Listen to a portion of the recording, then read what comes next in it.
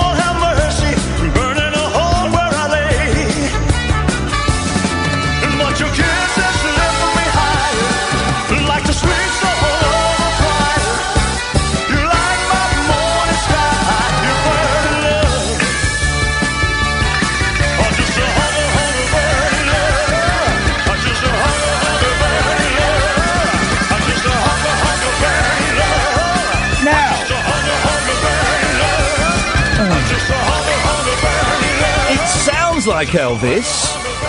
It kind of looks like Elvis. But it ain't Elvis. And be careful, because there's a guy called Jimmy Ellis, a.k.a. Orion.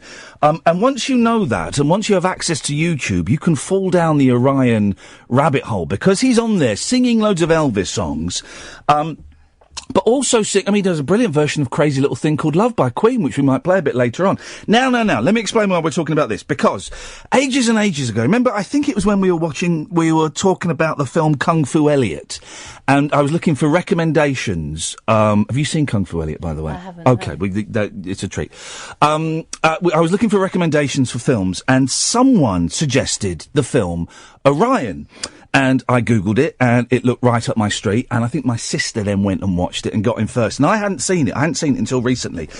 And then last week, it'll all make sense in a minute, I was trying to remember the names of those two Scottish dudes that pretended to be American rappers, and I'd read a book about it a year or so ago, and I couldn't think what it was. And one of you clever people went, "Oh, there's a documentary, The Great Hip Hop Hoax." And I looked, and there was, and someone put me in touch with the person who directed it, and now everything's joined up, and the person who directed it is here. Jeanie, nice to see you. Jeanie Finlay. Hello. I'm saying Jeanie properly, aren't I? Yeah, that's Because we had a debate on air whether you're a Jeanie or a Jenny. Oh, no, I'm a Jeanie. Yeah, good. Come a little bit closer to the microphone, because they're rubbish. Okay. You're a filmmaker, documentary maker. I don't know what we call it these days. Filmmaker. Yes. Because then it means I can do whatever I want. Really. I say storyteller. But I generally make feature-length documentaries. Which is, it's kind of a rarity these days, because sometimes you see documentaries and they're labelled as reality, a great reality film about... And because I'm a big fan of documentaries, we're talking about a lot on this show, from the kind of authored ones like the Louis Theroux's and the Nick Brumfields. Yeah. Through to the stuff like yours, the Great Hip Hop Hoax is just, it's just a brilliant story. How do you find the stories? Where do you get the stories from? It all depends. I'm not actively looking for stories, but I sort of find them. I find them. Yeah. So I've made 7 features. Yeah. And sometimes it's almost like you see a story out the corner of your eye and you feel possessed by it. So with Orion, me and my husband collect a lot of vintage stuff. Yeah. Old record, we're big record collectors and books and comics. We're just nerds, basically. Yeah, good. Welcome to our world. You're at home here. So we were at a car boot sale in Nottingham. Yeah. And Stephen, my husband, found this Orion record, Orion Reborn. It was a pound. That's the weird cover where he's in like a coffin. Well, there's two. Oh. There was 2 issues of the Orion Reborn album. So the original version that Shelby Singleton from Sun Records. Yeah. I mean, it's pretty audacious. Yeah. Elvis had just died. So it's 1978, end Yeah. of 78, 79. Elvis had died in August 77. He got this guy that looked enough like Elvis. And if you put a mask on him, people might think that Elvis actually hadn't died. And to just absolutely hammer the story home, he thinks, I know what we'll do. We'll put him in a coffin. Brilliant. And then we'll put Elvis in the coffin, or someone who looks quite like Elvis. Yeah. It's got to be Elvis. It's on Sun Records. Yeah. So it's the record label that Elvis was on. And then we'll have this masked man rising from the coffin. Yeah. Orion Reborn. Oh, it's genius. So that was the first one, but obviously there was loads of complaints. And then they remade the album cover, so they had this dude in a blue shirt on a blue background with a big blue spangly mask. Yeah. It was £1. We took it home and played it and was just like, what the hell is this? Wow. Because there wasn't a single Elvis song on there. Right. They were original songs. And but it sounded like Elvis. His voice is incredibly like Elvis. And it didn't just sound like, oh, here's an impersonator. Yeah. It sounded like, oh, wow, Sun Records must have found some unreleased back catalogue in the vaults, and Shelby's releasing it to the world. And the thing is, because I'm not a massive Elvis nut, but I'm a vinyl fan, and I had a friend who was, and in the 70s and 80s, there were so many Elvis cash-in albums that were, I mean, there's a brilliant Elvis album, and the cover is a picture of a motorway, and like him superimposed over it. They're really kind of cheap and nasty little things put together. So it's and he recorded so much stuff that it's possible that maybe he did record all of this stuff. And also Shelby Singleton, who was sort of like Nashville's version of Simon Cowell. Yeah. He bought Sun Records from Sam Phillips. Wow. The original guy. And moved it to Nashville and set up his own thing. And he was a real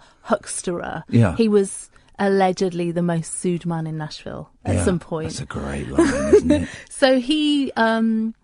So what he did to make sure that he knew that Orion was going to work as an artist, before Elvis died, he repackaged some Jerry Lee Lewis masters. And the first ever Orion song I heard was Orion singing with Jerry Lee Lewis, Save the Last Dance for Me. It was like a hit in... But so that was Jerry Lee Lewis record, and then they just dubbed Orion over the top of it. They dubbed Orion over the top, but then they released it as Jerry Lee Lewis and Friends. Oh, man. And then it was credited with a question mark. Oh. So because he'd done that, he knew it was going to work. And he was just looking for the right sort of package. And then Elvis died and created a big sort of spangly Let's hole. go back a bit. So you got this record. You never heard of this guy. You and your husband went, oh, this has got to be worth £1. You go home and play it, and you go, flipping heck, this is either genius or it's awful. But how do you then go from spinning that record to, going to the States and making a film about it? Well, that's the bit about filmmaking that I love. It's like being an archaeologist, but you're sort of looking for the story. Yeah. So we were both sort of, scouring the internet, and, this was 6 or 7 years ago. So the internet was not as widely populated as it is now. Yeah. So there was a few sort of defunct Orion chat rooms. Oh, I love those chat rooms. There was a Yahoo group. Wow. About Orion. That were Orion's friends that used to talk daily. So it took me a really long time to get an in. Yeah. A really long time. And lovely guy, his guitarist, the 3-fingered guitarist, said, okay, you can talk to me. I managed to persuade him to speak to me. Was there a reluctance then? Yeah, there was a massive sort of reticence, particularly, well, it's hard, isn't it? Are you going to open up someone's story to someone they've never heard of?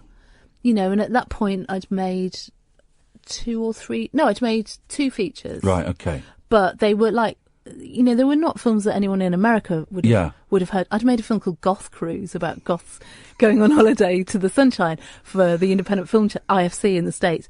But it's not the sort of thing that like good old boys from Alabama were going, oh yeah, Goth Cruise, yeah, I've heard of that. It's my favourite documentary, yes. So they're like, who is she? Yeah. So what I thought was, I've just got to get out there. And I managed to raise enough money. Creative England are really good at sort of supporting independent filmmaking. Right. In supporting development. And with development, you're supposed to just do a bit of research. But we ended up shooting about 80 hours of interviews. Wow. Just getting out there. And we've shot in, like, Vernon Presley's house, shot with... and one by one, as one person sort of agreed to speak to us, more you get did, the trust. More... Exactly. Was there a reluctance? It's weird, because I'm interested in the story of Orion. I'm also really interested in the story of how you made this. Was there a reluctance? You talk about it being in the deep south of America. Was there a reluctance because you're a woman, do you think? Was there any kind of prejudice? I don't want to talk to a woman about this. I think in lots of ways that being a woman was... I think that people really, really responded to me as an unthreatening presence. Okay. You know, and I'm super... The thing that I love more than anything is interviewing people. I'm really, really interested in people's stories. So the fact that we got out there... So I took a British crew... Well, when I say crew, I took like my husband shooting. Brilliant. My friend Anna was producing it, and then we got Stuart Copeland, not the drummer, but a really brilliant Tennessee filmmaker. Yeah. So he was like our local fixer. But it was basically we were all in Stuart's car, driving around Tennessee and Alabama. Beautiful. Sort of just finding people. And it's interesting, like we met Jim Jr., who's Jimmy Ellis's son. Jimmy Ellis is Orion. He's the guy in the mask, yes. So we went to Orville, Alabama, which is a town. It's like the epitome of one-horse town. It's got a population of 102. Right. It's next to Selma, where the great, you know, civil rights marches were. The I always get the name of this wrong. The Petit. What's it called? The thingy bridge. The big famous bridge. The big famous bridge. The petty... yes, the bridge. Yeah. I've done the Selma Walk. You walk across the bridge and you see where Martin Luther King sort of strode out with John Lewis over the bridge, and it's amazing. Anyway, so we showed up. It was the middle of nowhere. It's boiling hot. And he was reluctant at first because he thought we were minted. He thought we must be really rich to have made it out there, to have come all the way from England. Yeah. I was like, this is really like low budget filmmaking, the epitome. But then when he met us, he just sort of said, well, why not? And like his lawyer wouldn't work on a Sunday, so he agreed to give us the interview. Oh, fantastic. And that's the interview that is in the film with Jim Jr. The film is incredible, right? And it's available. Well, I don't know how you get... Is it on DVD these days? How do films get marketed these days? If you go to orionthemovie.com... Right. It lists... it's on loads of places to watch. So you can watch it on iTunes, on Curzon at home. You can watch it on our website. And if you watch it on the website and you rent it there, I get the money. Oh, well, go... So, orionthemovie.com. Yeah. And it goes ka-ching straight into your pocket. I get it, like, immediately. Oh, beautiful. Do that, then. Right. Or it's on DVD. And it comes in this beautiful package, which you very kindly given me. Thank you so much. This 7-inch gatefold package with a beautiful yellow 7-inch vinyl and the DVD. It is incredible. Let's talk about Orion the man, because he's a bloke called Jimmy Ellis, who... I would say he's quite good looking, got a bit of a square jaw, but sounds uncannily like Elvis. And he's a little bit younger than Elvis, isn't he? He was about 10 years younger. Right, okay. So he was like getting a younger, fitter Elvis. Yeah. So it's like Elvis died, and it was like you could wash away the bad memories of the last few years of Elvis's career. The sweat, the overweight, I love that clip of Elvis where he's on stage, he's going, someone has been saying I've been using heroin. Have you heard that clip? Oh, it's such a good clip. The paranoid ramblings of a lunatic. But you're right, the last few years for Elvis as an image weren't particularly good for him. And so when Elvis dies, this guy who's, he was a farmer, and then he was a Tennessee walking horse trainer. That was it. And he jacked that in because he wanted to be a singer. It's the classic story of anyone who goes on The Voice or X Factor. Yeah. He had a talent. He believed that he just felt compelled to be a singer. That's why I can't watch. I find the X Factor very hard to watch. I find it too heartbreaking. Oh, I can't watch the X Factor. A, because I think it's boring, but B, because I think the first few rounds it's just laughing at mentally ill people. That's basically it's all it is. It's just going, well, that bloke's, anyway. But he goes off to LA and kind of spends a couple of years out there, sort of getting fleeced and achieving nothing. Yeah, he sold everything he had. He sold all his saddles and the stuff he'd got from his horses, and his parents believed in him, and the money they'd given him, and they sort of did a whip round in Alabama, and because they were relatively well off. They lived in a big white house with a picket fence, and they raised enough money, got him out to LA. And he just couldn't. He spent it on stupid things, dancing lessons, and I'm not trying to be like Elvis. But then he's wearing suits made by Elvis's designer. The thing is, the voice is so much like Elvis, and that's not even him trying, is it? That's his natural voice. And you get Elvis impersonators, and some of them are really good. I've been listening to. There are songs. Are any Elvis songs actually in the film? No.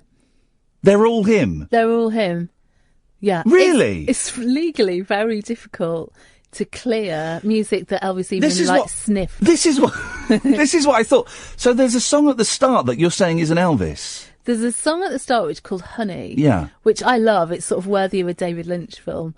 But it's an old song. I can't remember who sang it originally. Bobby Goldsboro sung it. Okay, yes. So it's a cover of... And that's not Elvis? So it's all Orion. Flipping heck. Well, we couldn't. We would spend most of the budget. The film, the film. We raised quite a lot of money to make the film, and a hefty chunk of the budget went on music clearances, and that was just clearing Orion music. You blow my mind, because I was I'm gonna have to watch it again, because as I was watching, I was thinking, this is gonna be really tricky to tell which is the Elvis stuff and which is the Orion stuff, but it's all him. That's incredible. We'll play Honey in a bit then, because that is absolutely incredible, because I thought it was him. And that was kind of his gift, but that was also the curse as well, wasn't it? Because he couldn't break away from sounding like Elvis. Yeah, well, everyone's sort of saying, you can sound like Tom Jones, you can sound like Engelbert Humperdinck, and we can market that. Yeah.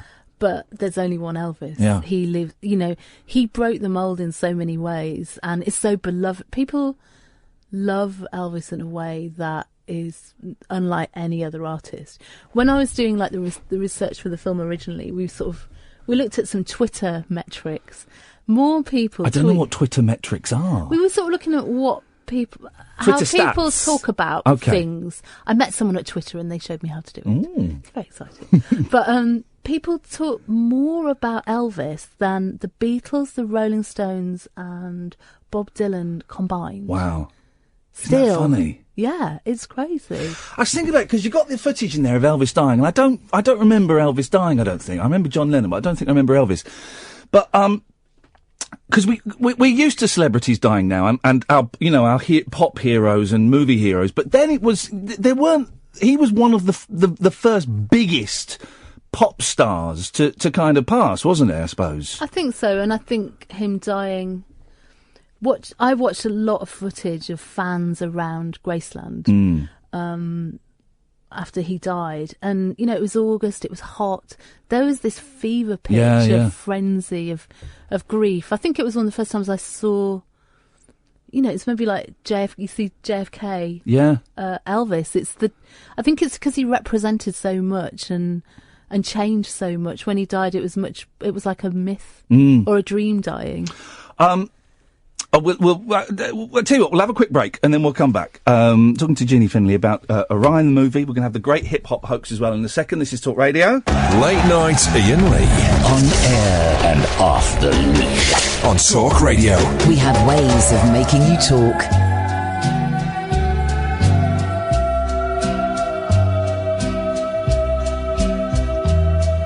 See the tree, how big it's grown, but friends, it hasn't been too long, it wasn't big. You know I laughed at her and she got mad the first day that she planted it. That's not Elvis. And then the first snow came and she ran out to brush the snow away so it wouldn't die. Came running in, all excited. That is incredible. That is incredible. It's partly because it's got one of the more sympathetic backing tracks for a Jimmy Ellis Orion song, because a lot of them, this backing band, Avalanche, it's a lot of the backing is. That's incredible. That opens the film Orion, orionthemovie.com if you want to go and have a look at it.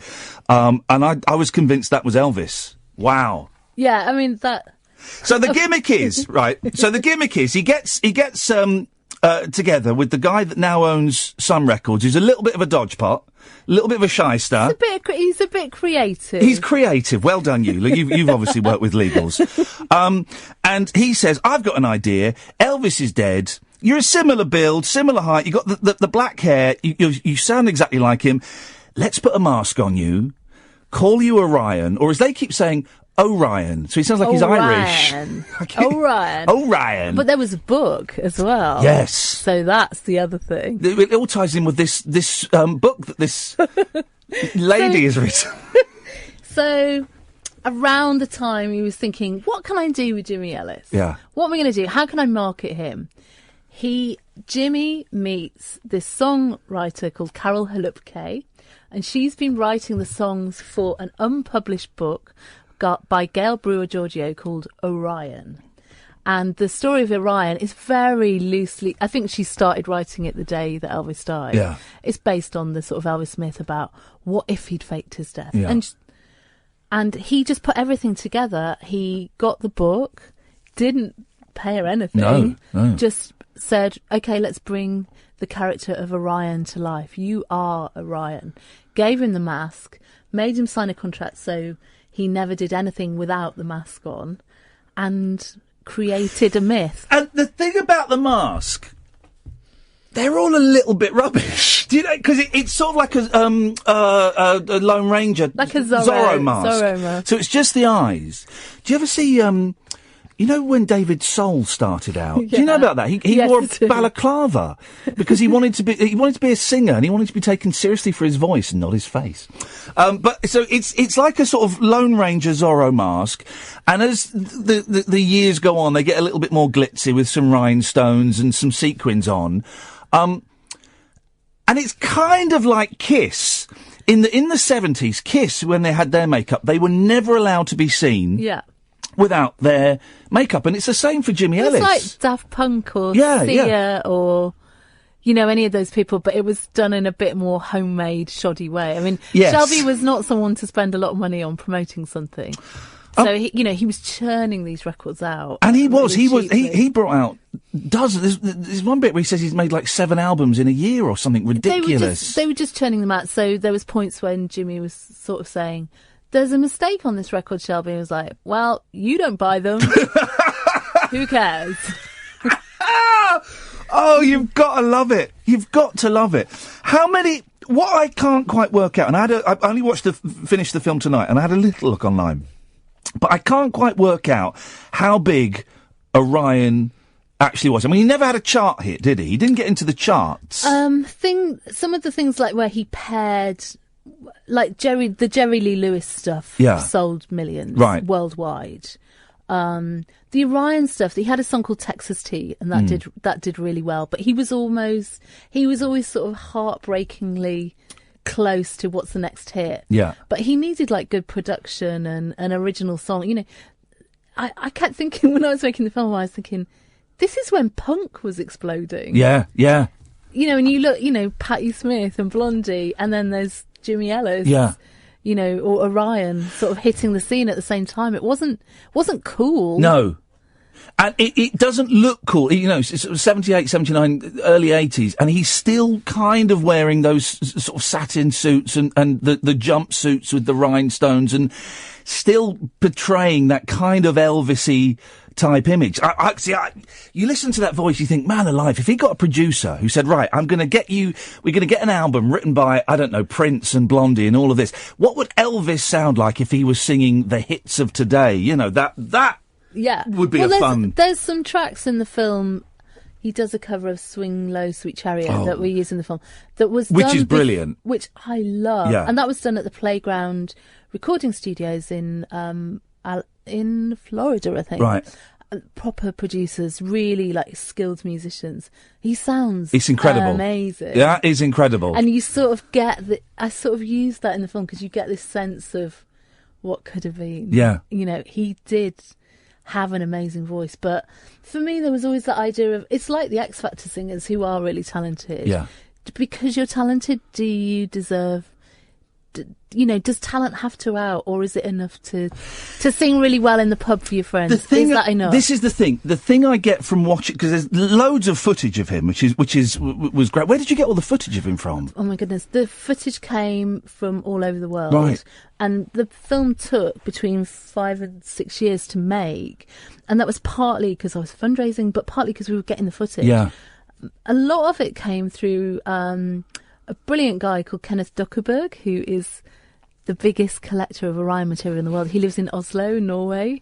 So I went out I went out there a couple of times to interview him. Yeah. And he was really into the idea of the film, so he donated his whole archive. And we would sort of do this tag team thing. Like, I'd find something, and then he'd buy it, and then I would convert it. Because I was surprised there was so much footage, because it is 78 through to kind of 84-ish, that you know, before stuff was being filmed all the time. There is loads of it.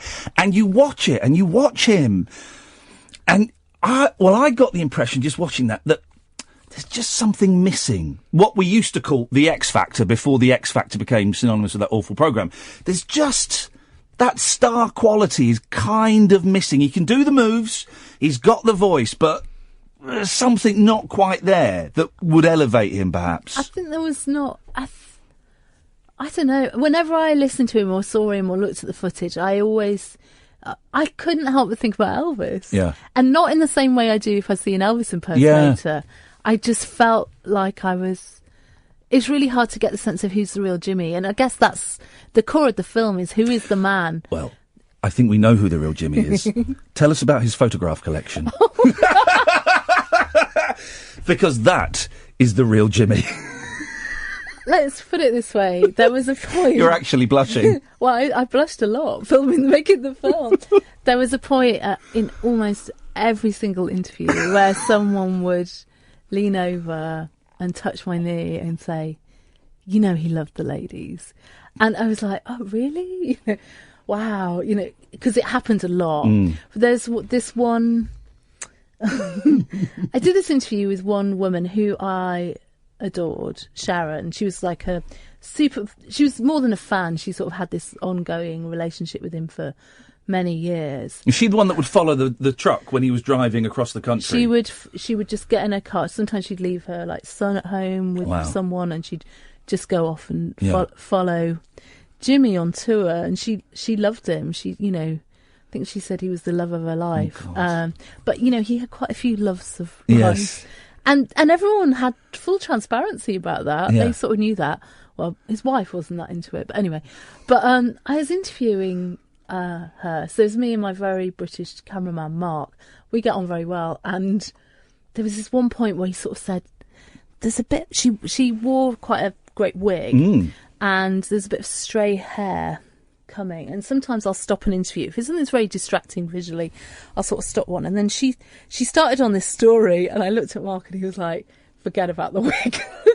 So he was this notorious womanizer, and she just told me this story where she just sort of says, Well, you know, I call it my Lucy, and he had a photo of every Lucy in town, and she says, and I see enough of those at work, and I was like, where do you work? And she works for a gynecologist, so it's like, oh my goodness me. And at that point, she had this really noisy dog that was like barking outside, and she went, oh, I'm going to go and sort out the dog. And then Don't tell me the dog was called Lucy as well. I'll sort out my Lucy. I sort of looked at Mark, and he was like, don't even look at me. And then I was just crying with laughter, trying to pull it together. I had to like take myself into the bathroom and just sort of like pinch myself. It's like, get it together, because I was actually crying. Yeah. And there was that point, and she was amazing. Yeah. Her interview's brilliant. I love her. I still keep in touch with her. But I thought, I'm not going to be able to keep this. There are some twists. Together. There are some twists. It's a really funny film. It's a really sad film as well. And there are some twists and turns, and I don't want to spoil. There are a couple of big twists in it that I don't really want to spoil. So people should go and see orionthemovie.com if you want to see it. Or you can. Can you get it on Amazon if people want to order it? Yeah. Get it from all the usual places, but there are some twists and turns that I think it's, you know, we'll kind of keep under our hats, because there are a couple of moments you go, oh, flipping heck, I didn't see that coming, you know, and because he doesn't know who his parents are, you know, that whole bit I thought was quite incredible, but just a sad story, because he never quite makes it, does he? He never gets. He's famous to a certain degree. He's got, you know, all these ladies. People have bought his records, but he's not that kind of superstar. And I like stories like that. And it does. And that, I think, is where the similarity is with the other film that you did that I saw this week, the Great Hip Hop Hoax, about the two Scottish lads, who pretend to be American so that they can get a recording contract. How did you come across that? Did you read the book, or did you? No, this was pre-book. Was it pre-book? So, I was lying in bed very hungover after a weekend away, and I was reading the papers. Yeah. And Gavin Bain, one of the guys, had told his story to The Guardian. So I started reading his story, and I just remember sitting up and going, well, there's a film. Yeah. There's a film. But I mean, like 9 other filmmakers had the same idea. Right, of there's course. a film. So for a while... So how does it work in that case then? Do you just go in and pitch and pitch the best? Yeah. You know, and they pick who they want to work with? Yeah, pretty much. Wow. And it's quite tricky. I mean, I'd just finished making Goth Cruise. I was looking for a new film to make. And I sort of felt like, well, I'm just going to start filming. And Gavin loved telling his story and being filmed, and so I filmed him for about 4 months, and then he signed a fiction deal to make the book, right, and an adaptation, a fiction film, right, and his own documentary, which meant that we could no longer work together, right. But there's 2 guys, so we got Billy, right, okay. We signed up Billy. And we got BBC Storyville on board, who I've worked with a few times, and they're like, if you're interested in documentaries, they're like the home of British documentaries. They're amazing to work with. I pitched it to BBC Scotland, and the guy at BBC Scotland's I love him. He's doer. And at the end of 15 minutes, he just went, yep, we'll take this one. Fantastic! So we'd raise the money, but I sort of, for a while, I was umming and ahhing. Can I tell this story but with just one of the guys? Because it's a bromance. Yeah. It's about 2 guys who share the same dream, and it destroys It's a very intense relationship, isn't it? Absolutely. More than... it's like they were in love. Yeah. But, you know, twisted together through lying and desire and the search for fame and all those things. So I sort of waited for a while, and I just thought, I can't tell... Until I can tell both their stories... I'm not going to do it. I was sort of lying to myself that this was going to be the right thing to do.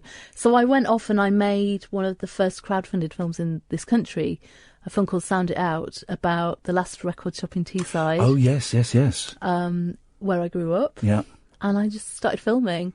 And that film happened and was much bigger. You know, I made it to sell in the shop. It had this big life. It went to South by Southwest, and the BBC bought it.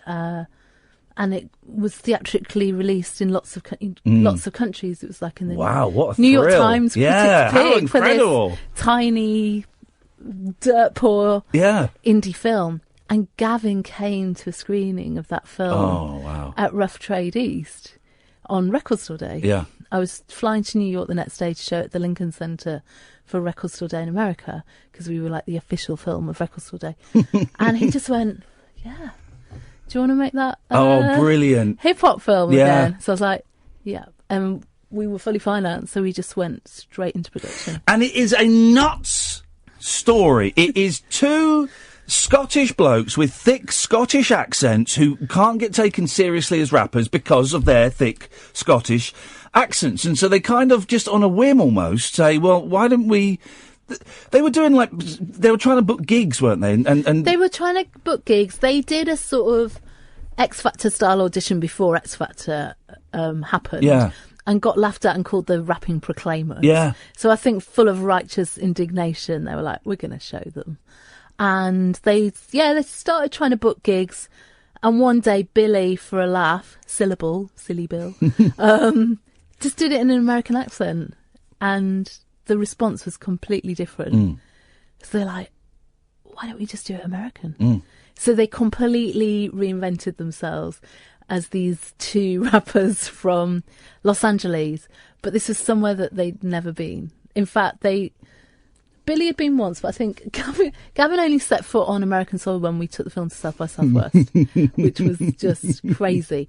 And they were estranged, so I made the film with the two of them not speaking and only speaking to me. This is what I was going to ask, because they don't speak in the film together. They tell their stories separately, and I think they say in the film that they haven't spoken since the whole kind of Silly Bill and Brains fell apart.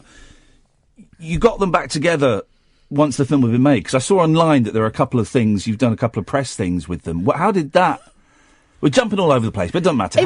It blew my mind. So we got in the run at South by Southwest is a really big festival to launch a film, so we were sort of getting ready for that. And I looked on Instagram one day and I saw the backs of their heads on a sofa, an outside sofa outside a studio in Scotland. I was like, are they together? What's going on here?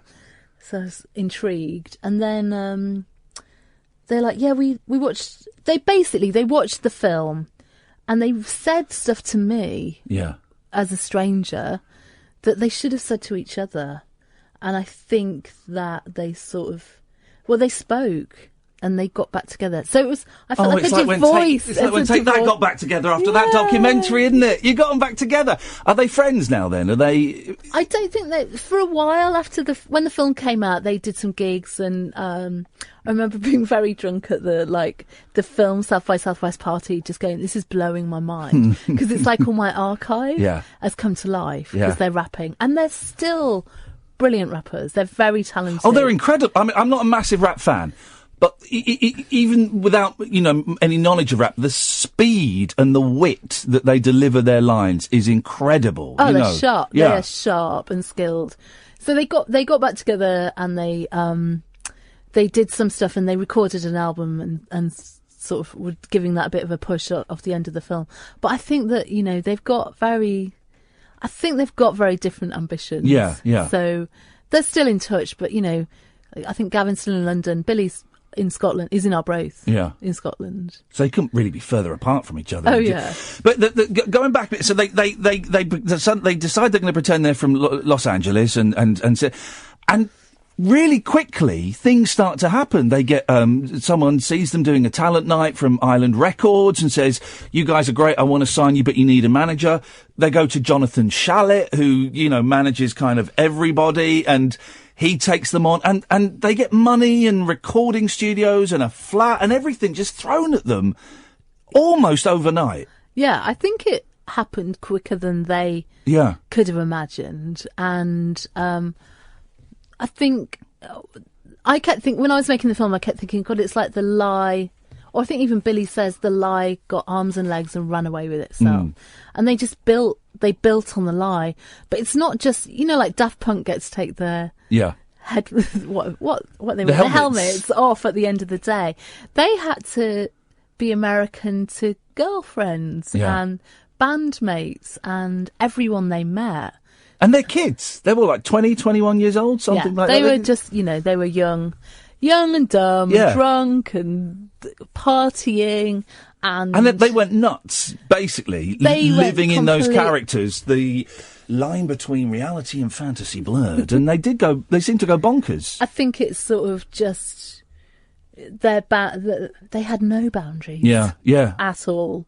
I think it just went, and as well because they were playing characters and they were being what they imagined Americans to be brasher and louder. It was like a license to do anything, they did. There's a lovely story. I'm going to get the name of the group wrong. Is it D12? Yeah. There's a lovely bit where they've been banging on all along to Sony and Shalit and everyone. Oh yeah, we're big friends with D12. We know D12. We're big. We grew up with them. We're big friends. Yeah. And then they get a gig supporting D12, and everyone assumes that this will be great because you're mates and you've worked together and you live together and you grew up in the hood together. And and it's such a beautiful bit in the film. Both of them are so terrified because they think we're going to get busted here. And they just front it out. And they just stroll on stage where D12 are sound checking and go up and start hugging them and high-fiving them and pretending that they've known each other for years, and no one calls them out. Yeah, they get away with it. And it's beautiful. It's that... It's not even the arrogance of youth. It's just they've created this world and they've got to see it through to the end. Yeah. They just. I read this thing that human beings are more likely to detect.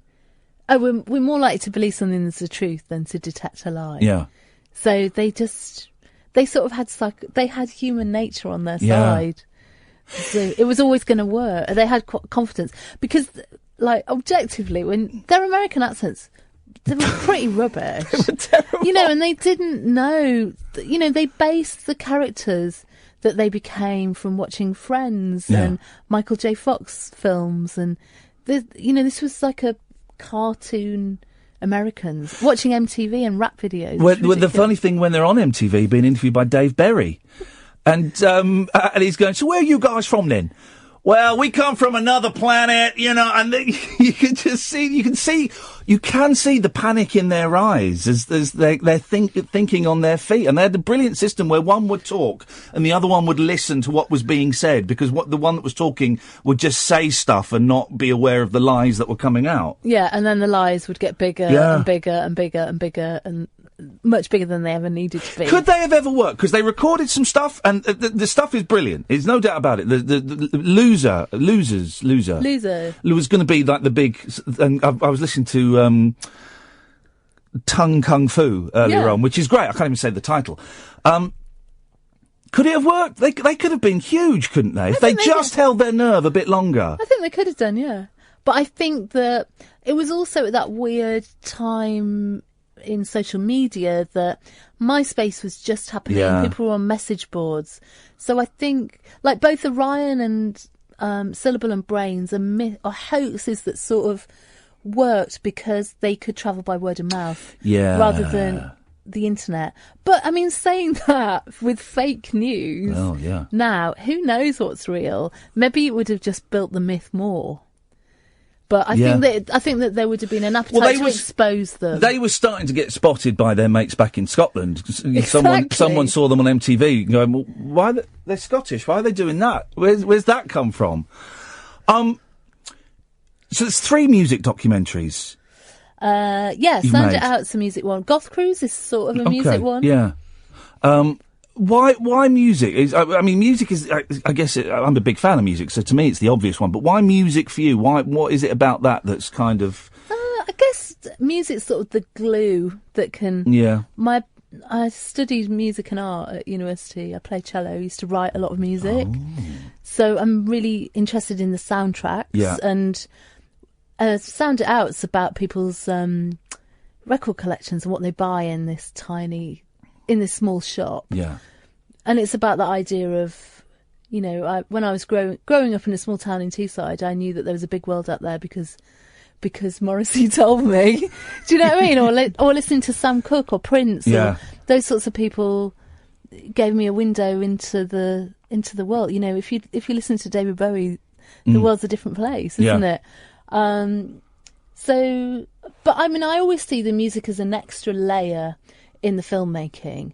So, because I'm sort of known for making music films, I get pitched quite a lot of, hey, you should make this film about this guy. And they're sort of legacy films. Right. And I'm really not interested in them because they've got to have a really compelling and driving narrative. So with Orion and Hip Hop Hoax, they're about fame, but the people aren't necessarily famous. Yeah. But they're a sort of a means to explore what fame means. Yeah. And for me, it's much more interesting rather than you bringing the baggage of, oh, I know this person and... Yeah, exactly. And, who wants to see another film about the Beatles? You know, I love the Beatles, but... Which is why these people like Orion, like Syllable and Brains, that are on the fringes, that are just as interesting. Orion is... It could be argued just as interesting as aspects of Elvis. It's that thing of trying to knock on the door of show business and become a star and not quite get. He wears some terrible trousers, Orion. There's a brilliant bit when he takes the mask off, and he leaves some records, and he's lost for a few years. It's fair to say. And he does this weird, very kind of homoerotic image of him in the black leathers on the motorbike. But looking like your dad or something, he's trying to look like a sexy 20-something, and he's got to be pushing 40, Absolutely. and he's putting on a little bit of weight, and he looks terrible, Yeah, it's not a good... When those... Because the archive would come in dribs and drabs, and this sort of came in, and I just looked at it, it was like, oh, Jimmy. What's going on here? America's collapsing around our ears. Would you be interested in doing something like Trump or, that kind of stuff? Or is that too broad a thing it's for you? It's too broad. You'd have to find a way in. A friend of mine, Anthony Baxter, has made 2 brilliant films about Trump. He made You've Been Trumped. Right. And You've Been Trumped Too. Now, is that the golf course? Yeah, Scottish guy. I've seen the first one. I've not seen the second one. He did a follow-up, and it was about the impact on those people. But weirdly, Anthony and I both pitched. A lot of documentary makers have to do public pitching. It's sort of like Dragon's Den, but you're pitching to European and American broadcasters, and you do it in front of an audience. Oh, God, Oh, really? It's terrifying, yeah. You usually have 7 minutes to sell your film. You show a clip and you have to talk about it. Once you've made the film? No, before you've made it. Oh, to get money to raise the money. Oh, so I was on the same panel as Anthony. Yeah. And he was pitching You've Been Trumped. No one would touch it. Because this was like 4 or 5 years ago. And we're like, who's interested in Donald Trump? No one. I mean, who cares that he's done this golf course? I think there was some talk about there'd been a 30-minute film on BBC Scotland, so no one wants to tell that story. And we were like, you're crazy, this is amazing. Yeah. So he made the film himself. He crowdfunded it and got taken on by Trump on Twitter, that he had like a Twitter war for a while with Trump, and then he released You've Been Trumped Too. It was the first film to be released on Facebook Live. I think it was the night of the election. Yeah. And so people were watching it live, and you saw all the responses. It was sort of amazing, but I don't know. I'm sort of interested to see how filmmaking's going to change in the light of Trump, because, like, I'm based in a cinema in Nottingham. I'm based at Broadway Cinema, and at the moment, it's sold out. La La Land. People want to escape. They want to watch. I didn't like La La Land. Well, I didn't like La La Land. I thought it was really boring. Much. I went with my friends, so I had a good time that I was there, but I was like, they forgot it's a musical. Where are the songs? Where are the songs? Where are the songs? There's that one repeating thing all the way through it, and that's it. No, my friend said to me, it's Week 8, Strictly. I was like, you're not wrong. Yeah. I mean, I could watch Ryan Gosling do Washing Up, but I mean, well, there was... I didn't feel... When he was doing his little dance pieces, I just thought, oh, he's learnt them, but he's not feeling them. Strictly. Yeah, exactly, yeah, it was. They're doing Strictly, but, yeah, I mean, I do quite... But, yeah, I really enjoyed Manchester by the Sea because I like a bit of misery. I've not seen that yet. It's amazing. It's magnificent. I watched I, Daniel Blake.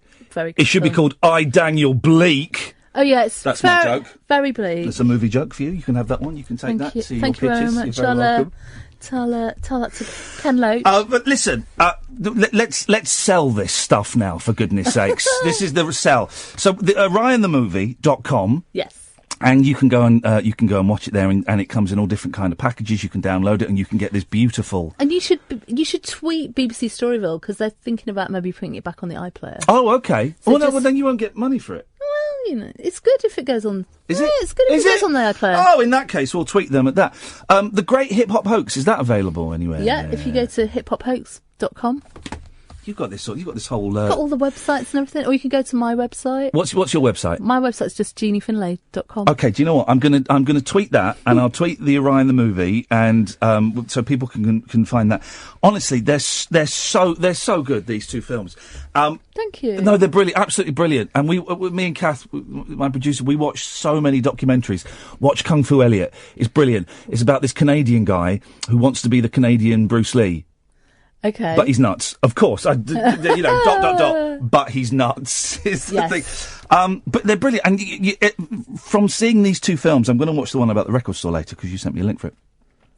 But you can tell they're made by the same person. Does that? Can you? Oh, yeah, there's a style to them, I think, that goes across those two movies. You have a style. Good. They call that authorship, don't they? Yes, they do. They do. In the film. Pitching. Jeanie, it's so nice to meet you. Thank you. I've kept you longer than I said I would, but I'm no, you're welcome. Tough. I think they're brilliant. Thank you so much for coming in. Thank you so much. Best of luck with the thing you're working on now. Say no more. Yeah, my secret films. Yeah. I'll come and tell you about them when they're done. Yeah, do. Please do. Anytime you want to come in, you've got an open invitation. 0344 499 1000. Late Nights with Iain Lee on Talk Radio. Talk Radio. Go to orionthemovie.com, guys, and honestly, you won't spend a better 90 minutes than you will watching that film. It's cracking. Thank you, Jeanie. 0344 499 1000. Your phone calls, please. Otherwise, I'm going to sit here and sulk with the most talked about and least listened to late night show on British radio. Late Night, Iain Lee on Talk Radio. We have ways of making you talk.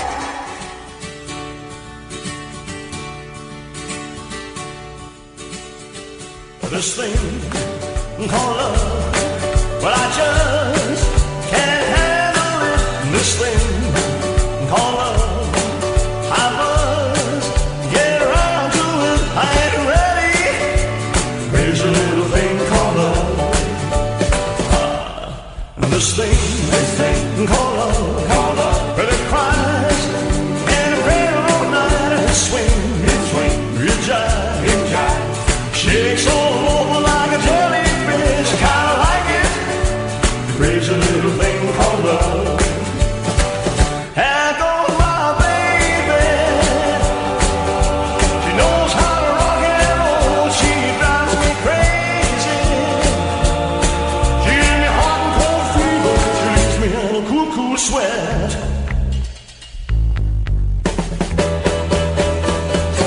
I gotta be cool, relax, get hit, get home on my tracks, take a back seat, hitchhike, take a long ride on my motorbike until I'm ready.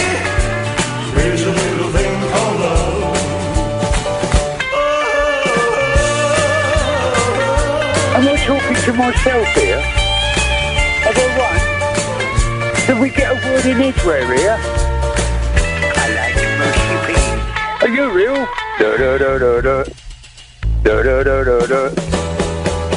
Are you real? I gotta be cool, relax, and get hit, get on my tracks, take a back seat, hitchhike, take a long ride on my motorbike until I'm ready. Crazy little thing called love.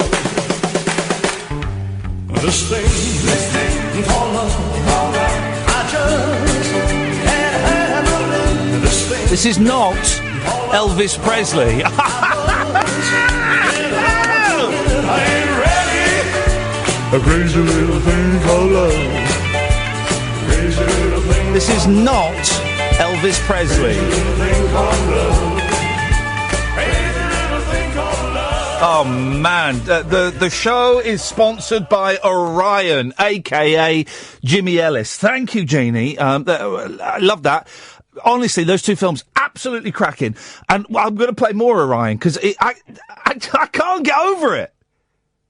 The voice is incredible. 0344 499 1000 is the telephone number. We're the most talked about and least listened to late night show on British radio. How's about them apples? Chris. Hello, Ian. Hello, Chris. Hello. Right. Elvis, Tom Jones, and his wife. Yes. Apparently, I've heard her on the news now. He's with him, with her. Sorry, I do apologize. Yes. It's, well, according to The Sun, Britain's greatest newspaper. I had to take a deep breath then. Well, Tom Jones, Sir Tom Jones, to you, Chris. Aye. Just because he's Welsh. Is dating Priscilla Presley. Lady Priscilla Presley to you, Chris. No, they get on their daughter in years. So, how old is old Tom now? He's about 76. Yeah, so what's wrong in that then? I didn't say anything was wrong with it, Chris. You phoned up and mentioned it. I'm saying No, yes, it's in the newspapers. You're playing joking Elvis songs. I'm not playing. I've not played one Elvis song this evening. Yes, you have. I've not played. Have you been listening? I haven't. I thought you guys have better hearing. I have not played. No, but somebody who is. We have a thing down here in South Wales. Christ, I've never been down there actually. But Christ Almighty, you want to go down there, Ian? What? Why? What is the thing you have down there? Oh Christ! You have Christ down there. No, it's like Blackpool in Porthcawl. Blackpool in Porthcawl. Yes. Oh, don't take. What? Almost 4 then. What? Well, what? Why? You're not really finishing your thoughts, Chris. No, because you're playing sort of joking at Elvis records. I'm playing a guy that sounds like Elvis called Orion. Yes. Yes. Yes. Right. Yes. Right. You still not finished the thought. Try and complete one of the 7 thoughts you've started. Don't try me in not. Don't try. I'm not. You're tying yourself in knots. No, I'm not. I have not. What are you talking about, man? Don't shout at me, please.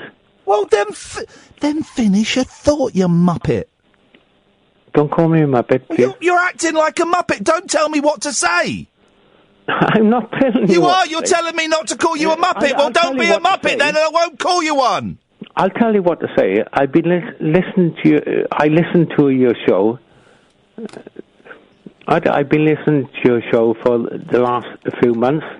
I used to listen to. I'm going to swear now. Ian Collins on the LBC. Yes. And I switched over and I listened to you. You made the right choice, but still doesn't mean I've got any idea what you're talking about this evening. No, but no, I'm going to give you, do you know, like, right? I was going to say an analogy. Oh, God, no. You going to say what? An analogy. An algae? Yes. What? Well, you and Ian Collins. Oh, sorry, I do apologise. Sorry. Right, I got pissed off with him. Right. And I hope I don't get pissed off with. Can you start? That's a yellow card. Stop saying that. I do apologise. Sorry. Yeah. Would you please, Chris? Can I ask you a question? I listened to that. Can I ask you a question? No, I listened to that woman you were speaking to earlier. Right. And I thought it was an awful conversation while you was. Oh God, Chris. You could have switched off, mate. I had a guest in. No, Chris, shut up. Don't phone up to slag off my guests. How rude of you. I'm not. How rude of you. I'm not doing that. Well, what? You just phoned up and said it was an awful conversation. Well, switch off for an hour. What is the point you are trying to make, you rude man? Oh, thank you very much. You've just been rude. What is the point you are trying to make? I've indulged you for 6 minutes. You've not. The only one clear point you've made was rude. Will you stop shouting, please? Will you get to the point, you muppet?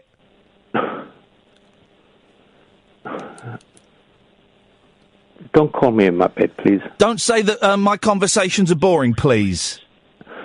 I didn't say they were boring. You said it was boring. No, I thought that it was...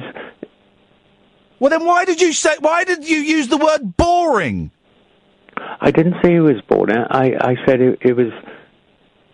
Boring? No, it was like... What's the word I'm looking for? Well, the word you used was boring. All right, I'll use another word. Dull! You was being so bloody... upper behind... saying, "Oh, how do you know why I was saying that, Chris? Do you know why I was saying that? No, I don't know. Shall I tell you why? Go on, Ian. Because she's not a rude pain in the arse who thinks they can come on and say anything they want like you are. No, because she's a really talented woman who has made some incredible documentaries that have had me laughing and have had me in tears. Because she has created art. Because, Chris, I've got manners. Unlike you. You're a very rude man, Chris. No, I'm not. Yes, you are. Why don't you go back to Ian Collins? Because you know what? I'm starting to get sick and tired of you. Are you shouting at me? Yes, I am, Chris, because you're a rude man. I'm not, Con. You are. And I put up with your nonsense time and time again. And I apologise to you for things that I shouldn't have to apologise for. And then you come on, and then you come on, and then you come on, and you're rude about a guest who I happen to think was absolutely brilliant. Well, why don't you get knotted? Let's go to David. Evening, David. Hello. Hey, David. How's it going, man? I'm good, thank you. I shall be very polite and calm with you. That's what I've done. It's fine. Chris needs therapy. I just had enough. I've had enough of him doing my head in. David, what have you got for us, boss? It's really. I'm just phoning up from a recommendation from my mate Barry from Weston-super-Mare. Oh, flipping heck! Not another one. I know. I'll tell you what. You advertise the fact that you're the most least listened to radio station, sort of nightheime radio Big station. in Weston. But absolutely, you're becoming massive down here. I mean, Barry's, he's a legend in the town, but he's becoming national at this rate, isn't he? Well, yes. Yeah. How come everybody knows this, Barry? Basically, I used to work with Barry for many years at the Winter Gardens in Weston-super-Mare. Everyone works at the Winter Gardens. Oh yeah, I mean, it's sadly things have changed dramatically now. It's it was run by the council, but obviously has now been sold to the local Western College. But it's going to breathe new life into the venue. But gone are the days of the community events and the real fun times. I mean, it was a fantastic place to work. And yes. Barry. Just think, Kath, we'll be talking about this like this about this place in a year's time. Well, I hope not. Well, you didn't see the numbers. Anyway, yes? Yeah, I mean, you're going to go down the lines of privatisation then, which, is, I think, probably the root of, I'm going to say all evil, but privatisation has ruined this country. So how do you fill your days, David, in Weston? I'm currently working in the entertainment business. I work with artists and sort of professional artists. Doing what? In theatre. So doing what? Technical work, technician, lighting, sound, that sort of thing. Yeah. So, but obviously, to do my job, I'm reliant on the artists coming in, and they're kind of reliant on... Who's been the biggest dick to work with? I can't honestly tell you that. But, I'll tell you mine. I'll show you mine if you show me yours. David?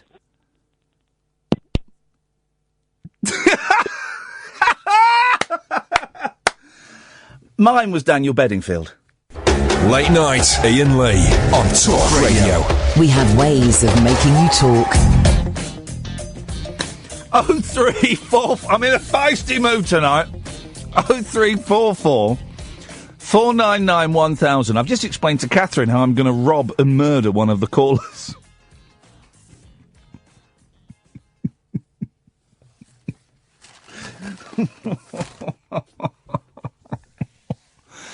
Oh, man. I don't... With a brick, Kath. With a brick. I'd record it all. That'll get us an award.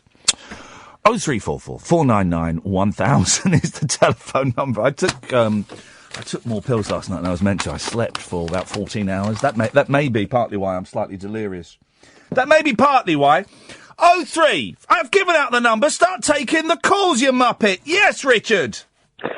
It's really weird that you mentioned Daniel Bedingfield because someone mentioned the other day that they wanted a meeting with him, and he left it about his sort of upcoming single release. He left the meeting and went, "Goodbye, guys. See you in the top 40." And you know what? I bet he did, because I've interviewed him, and the guy is challenging. He's challenging. Yeah, everyone. So this is like one. It was a friend who was working at a major. I can't give too much away. It was a friend who was working at a major label that he was working with at the time, and yeah, he left the meeting and went, "Yes, see you in the top 40." Oh, that is a great. All the hits, all day long. Those are great lines, guys. See you in the top 40. I was actually phoning up to provide some world-class digital audio. Oh, yeah, please do, because it's been boring so far, apparently. Yeah. According to the spokesperson for our blind community, it's been boring. Also, I actually kind of know what Chris is talking about, because he's obviously from the same area I'm from. Yeah. There's a big Elvis festival in the town, like a... Oh, right, yes. Horrid rundown... seaside resort called Port Call. Oh yeah, every year, and it's apparently the biggest Elvis festival. Oh yeah, I know. I looked at going one year. Yeah, it's horrible. Yeah, that's what he was trying to get out, and he was clearly pissed. I don't know about that, but he was. I just. Here's the thing, Richard. Let's be honest, right? Rats, sinking ship, leaving. Okay. The listening figures for the station, they're not my concern. They're not great for this show. They're not greater. So I think the reason why this station and indeed this show has got such poor listening figures, it's you guys. It's your fault. It's the callers. It's quality, not quantity. It's the quality of the calls. It's not me, because I'm brilliant, right? And I know I'm brilliant. I've got certificates in my spare room. So guys, this is what you have to do, okay? Sorry, Ian, the Sonia Awards don't exist anymore. Then hang on a minute, I'm talking. You guys have got to work harder as callers, okay? The reason why we got pony figures, your faults, guys, right? You're just boring callers. You've been really boring callers, okay? I am working my butt off. What do you want? Am I going straight? Yes, I'm in the middle of something. There's no need to speak to me like you did. There's no need to call my show boring, but you did. I did not. Yes, you did. So why do I listen to you every evening? I don't know, mate.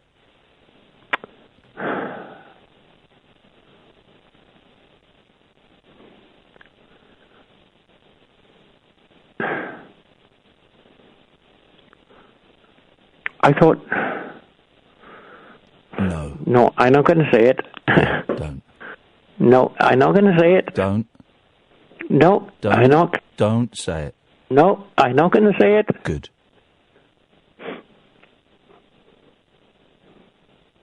I thought... Don't say it. I thought you would... No, see, you hang up. Don't say it. But I... Don't say it. No. It'll hurt us both. I like listening to your radio station, actually. Don't. You're saying it. I do. You're saying it, aren't you? No, I don't. No. Well... Why have you stuck me straight on it here again? Well, because that's what I've chosen to do.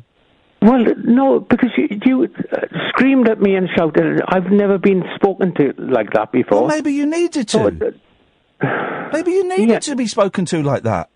Don't speak to me like that ever again. I'll speak to you.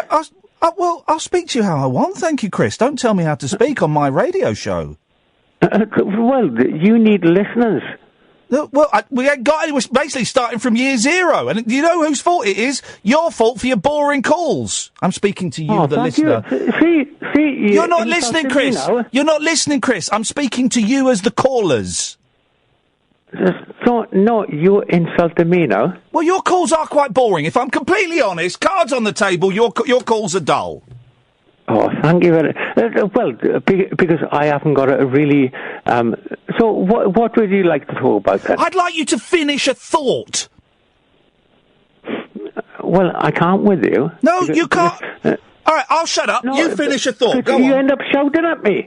I've only shouted at you. I've only shouted at you tonight because you're doing my nutting. Shut up.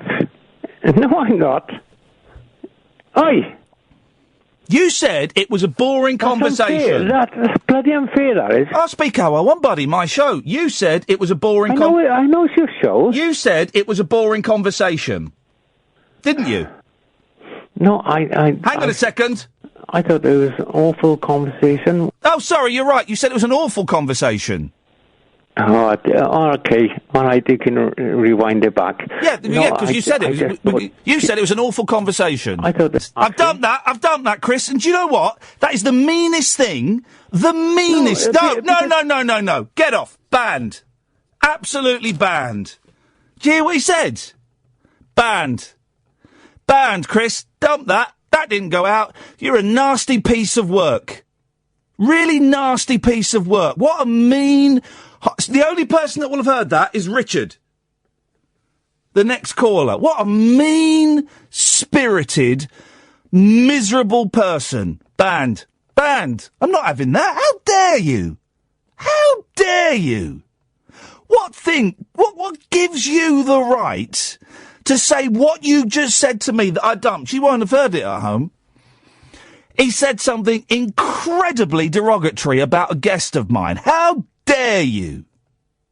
Banned. And that's what I'm saying, guys. The reason we don't have many listeners is because the caller quality just hasn't been good enough. Well, now we're going to start clearing out the dead wood, okay? One piece of dead wood, gone. So when you call in, just try and be good.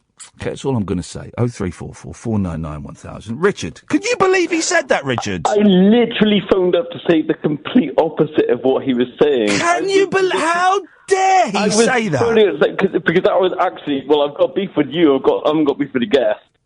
Because I was the guy who phoned up and suggested to Ed to tell you that there was a documentary called The Great Hip Hop Hoax. Okay, yes. And you said, no, that's not it.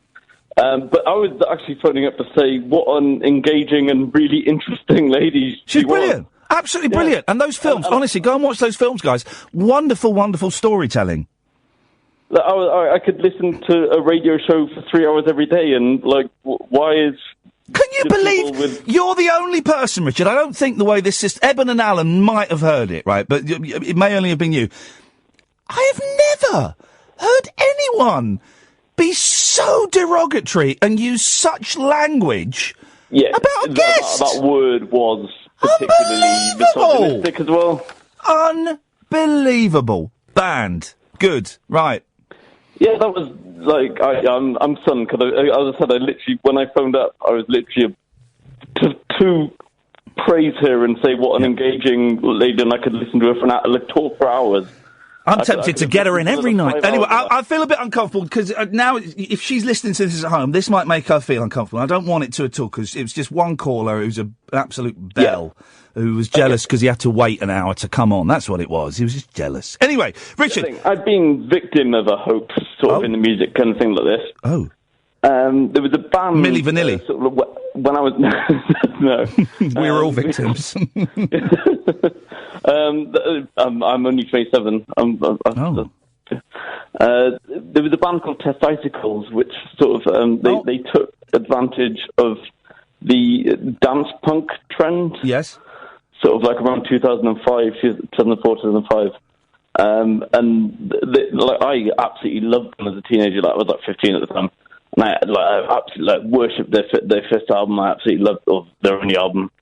Listened to it. I still listen to it regularly. And then they split up and just kind of announced, it was kind of a bit of a joke. Oh. So they were saying the whole record they released was a laugh at you?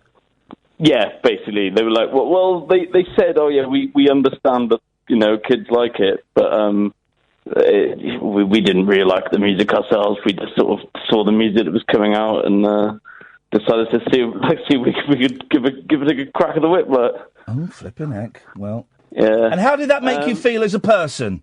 I was devastated because I think when I was about 17, when they actually split up and announced, actually we were sort of making fun of everyone that liked this kind of music, and as a really sort of as Noel Evans, like really bizarre cosmic ordering. I now work for the record label that record came out on. And the guy who actually from it has actually turned out to be like an amazing R&B artist. I still feel sort of like personally affected by that. Well, Richard, you see, this is the thing. Thank you, Richard. The whole music business is a lie based upon a sham, based upon another lie. Everything is false, guys. Everything is false.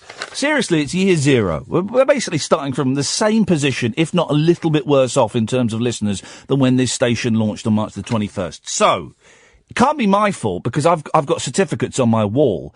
It must be your fault. Up your game, callers. Someone, who's this? Who's just tweeted? The woman has tweeted. Iain Lee seems to be having a breakdown live on air. Does your G button not work? Using his show to bully callers. Shocking performance. Thanks very much. 0344 499 1000. I will not suffer fools gladly this evening. Late night Iain Lee. On air and off the leash. On Talk Radio. We have ways of making you talk. 0344 499 1000 is the telephone number. Yes, Ray? Oh, dear. You've had me in tears. Tears of laughter, that is. You're a bit lively this evening. Is the phone actually in your mouth? Not in the mouth, no, sort of near it, obviously. Can you move it a little way away from your mouth, because it's sounding very much like this? Right, I can't hear anything now. Okay, well, thanks for calling. Let's go to Alan. Yes, Alan. Good evening, Iain. Good evening, Alan. No good night for you tonight, is it? Or you. Let's go to Eben. Good evening, Eben. Evening, Iain. Eben, how you doing? Very good, thank you. To calling in saying probably the best interview I've done with Jeanie Finlay. No bum lickers allowed, please. Let's go to Barry. Good evening, Barry. Are you in? Barry, be careful. Everyone's on thin ice this evening. I won't say it, Iain. Everyone's on thin ice. Everything's good, Iain. Cracking interview. I think the first time I called you, Iain, was the first time I heard Presley. As a young lad, or what, I don't know, 13, 14. Yes. And, it was absolutely surreal. I knew nothing about this film. I knew nothing about it at all, so it's quite fascinating listening to all of this. And the lady certainly knew her subject, didn't she? Yes. Yeah. So, that was a good interview. No problems at all. And cracking. Keep it up. David, my mate, called you. Yes, he did. Tom! Too slow. Right! I'm not having it. It can't be my fault. I've got certificates. We just went through 7 callers there in 2 minutes. 0344 499 1000 is the telephone number if you wish to give us a call. Catherine, come and join me in here. Come on.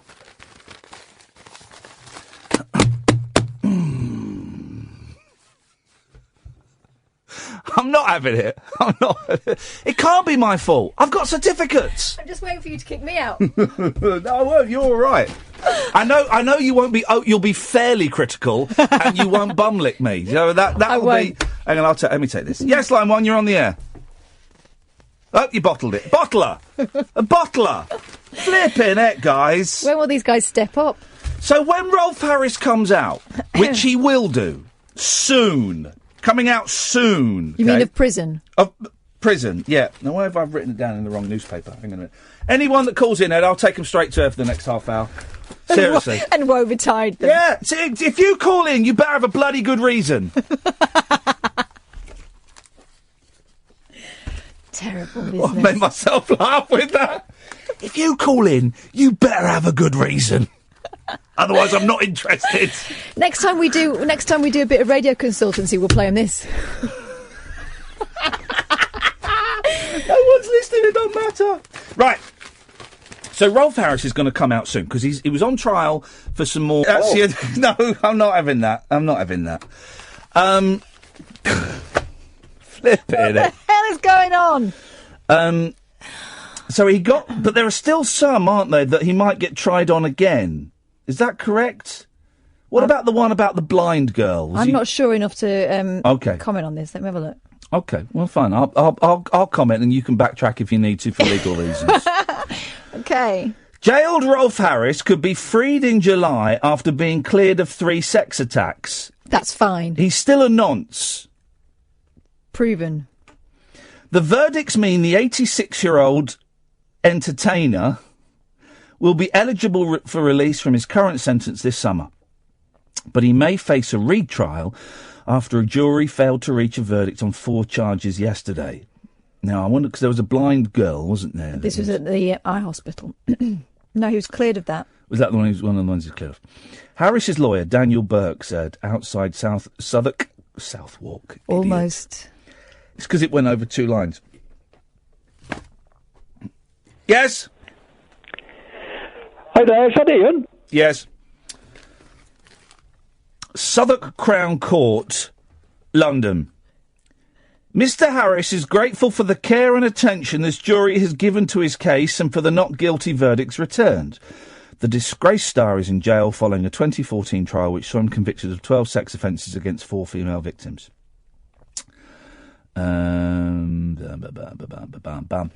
Right, here's the thing. He comes out, right? You get an email. Rolf Harris is out. He's up for interviews. Who wants him? What would your reply be? If any. Hang on a second. Yep. Hello. Yep, you're on the air. Hello. No, you're not. Okay. I'd be tempted to get him on. Yeah, I would. Is that wrong? No. What about Glitter? Glitter comes out. He's offered. I'd be tempted to get him on. You know, I came close to interviewing Glitter. I don't know if I was still Absolute. Maybe I'd left Absolute. I think I'd left Absolute. But before I joined the BBC, I came close to interviewing Glitter. Someone who... Yes, you're on the air. Hello, can I speak to Nick Abbott, please? Unbelievable. Yes, line 2, you're on the air. Caesar, what's happening with you? What's happening with you? Oh, you're getting cut off. Someone who listens to the show, who's a fan of mine. Ed, pay attention, please. I'm giving hand signals. That means don't answer the phone. Got in touch on Facebook and said, I know someone who knows Glitter. Would you like me to put you... This is before he gone to prison. Yeah. Would you like me to put you in touch? And I went, yeah, go on then. Can I just ask you, is this while he was still motorcycling around Cambodia? No, he'd come back from Cambodia. He was back in the UK. And I ended up having this conversation with this person who claimed to be a friend of Glitter. And I took them at his word. It was all done via private messages on Facebook. And I told him I wanted to interview Glitter. I can't remember what I wanted to do with it, but I wanted to record an interview with him. Probably not for broadcast, but for a written article. And he said, OK, this is what will happen. I will give you a time and a date. You will turn up at the location I give you at that time and the date. I will be there. Gad will be there. Glitter. And you will conduct the interview. If at any point we are uncomfortable with the interview, we will get up and we will go and we will have the final say on the article. I went, OK. A couple of things. I'm not letting you have final say on the article. And I'm. How do you feel about me recording the interview, the audio? He went, no recording. Well, I said, well, I'm gonna have to record it so that I wouldn't release the recording, but so that if I wrote an article that you then challenged and said was the wrong quotes, I've got that to cover myself.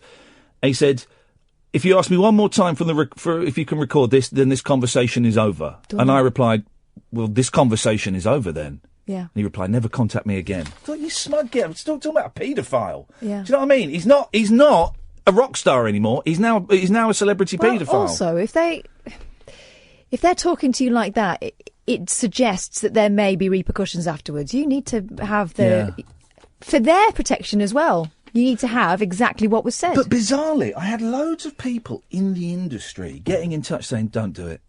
Don't do it. It will tarnish your reputation. And I sort of bought into that a bit. But I don't know why. I remember at some point after that, I either emailed or tweeted John Ronson and said, if you were offered an interview with Glitter, would you do it? He went, oh, yeah, of course. Of course he would. Of course. Of course he would. Doesn't mean you've got to sit there and kiss his backside and pretend that nothing happened. It's, like the lot of people, the thing that we have made that we are looking for a home for about Glitter fans, and lots of people said, oh, don't do that. Oh, don't do that. That's gonna you don't want to get involved in it, don't they? But once the few that have heard it have gone, oh right, okay, yeah, no, that works. That works. Of course it does, because it's not really about him. Again, I checked with Ronson because I said, do you think this is all right? I'm getting a lot of people saying don't do it. He said, yeah, it sounds brilliant as long as you're not glamorising paedophilia, which I doubt you would be. Then crack on with it. But that's the thing. What I was saying was, it's not really about him, is it? It's about how people justify a passion for a thing, you know. Yeah. So they love the music. So, well, I don't want to spoil it, but they've told themselves a different story, haven't they? Yeah. I mean, one of the greatest... No, that's not true. A really good documentary I saw was the John Ronson one about Jonathan King. Did you see that? No, I don't think I have. Oh, it's brilliant. I think it's on YouTube. You should watch it. Okay. Because it's great, and it's as he's being sentenced for his rape of 14-year-old boys. Do you remember that time we spoke to that guy when we were at the BBC still?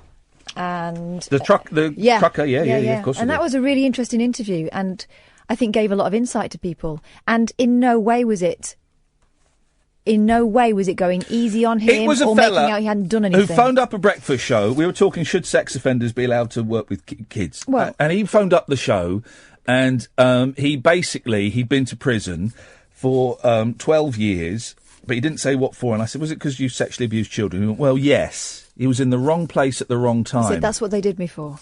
He didn't say, he never admitted he'd done it. He served 12 years. Yeah. You don't serve 12 years unless you've done something pretty bad. And then he basically fibbed and lied in all of the tests, you know, that try and prove whether you're still sexually attracted to children or not. He lied. He knew what he had to say, and that's what he said to us. Yeah. Scary, shocking stuff. Shocking behaviour. Chris, you're on the air, but I'll be honest. I don't really think after that last little outburst, I don't think you're particularly welcome. What do you mean outburst? Well, what you said about my guest using that language, not having it, mate. Not having it. No, it wasn't. Yes, it was, Chris. I didn't. Chris, it was. You said something really, really rude. You used atrocious language, and I just think that our relationship has gone as far as we can. It's not me, it's you. So, thanks for calling, thanks for listening, but probably best you don't call again. Is that all right?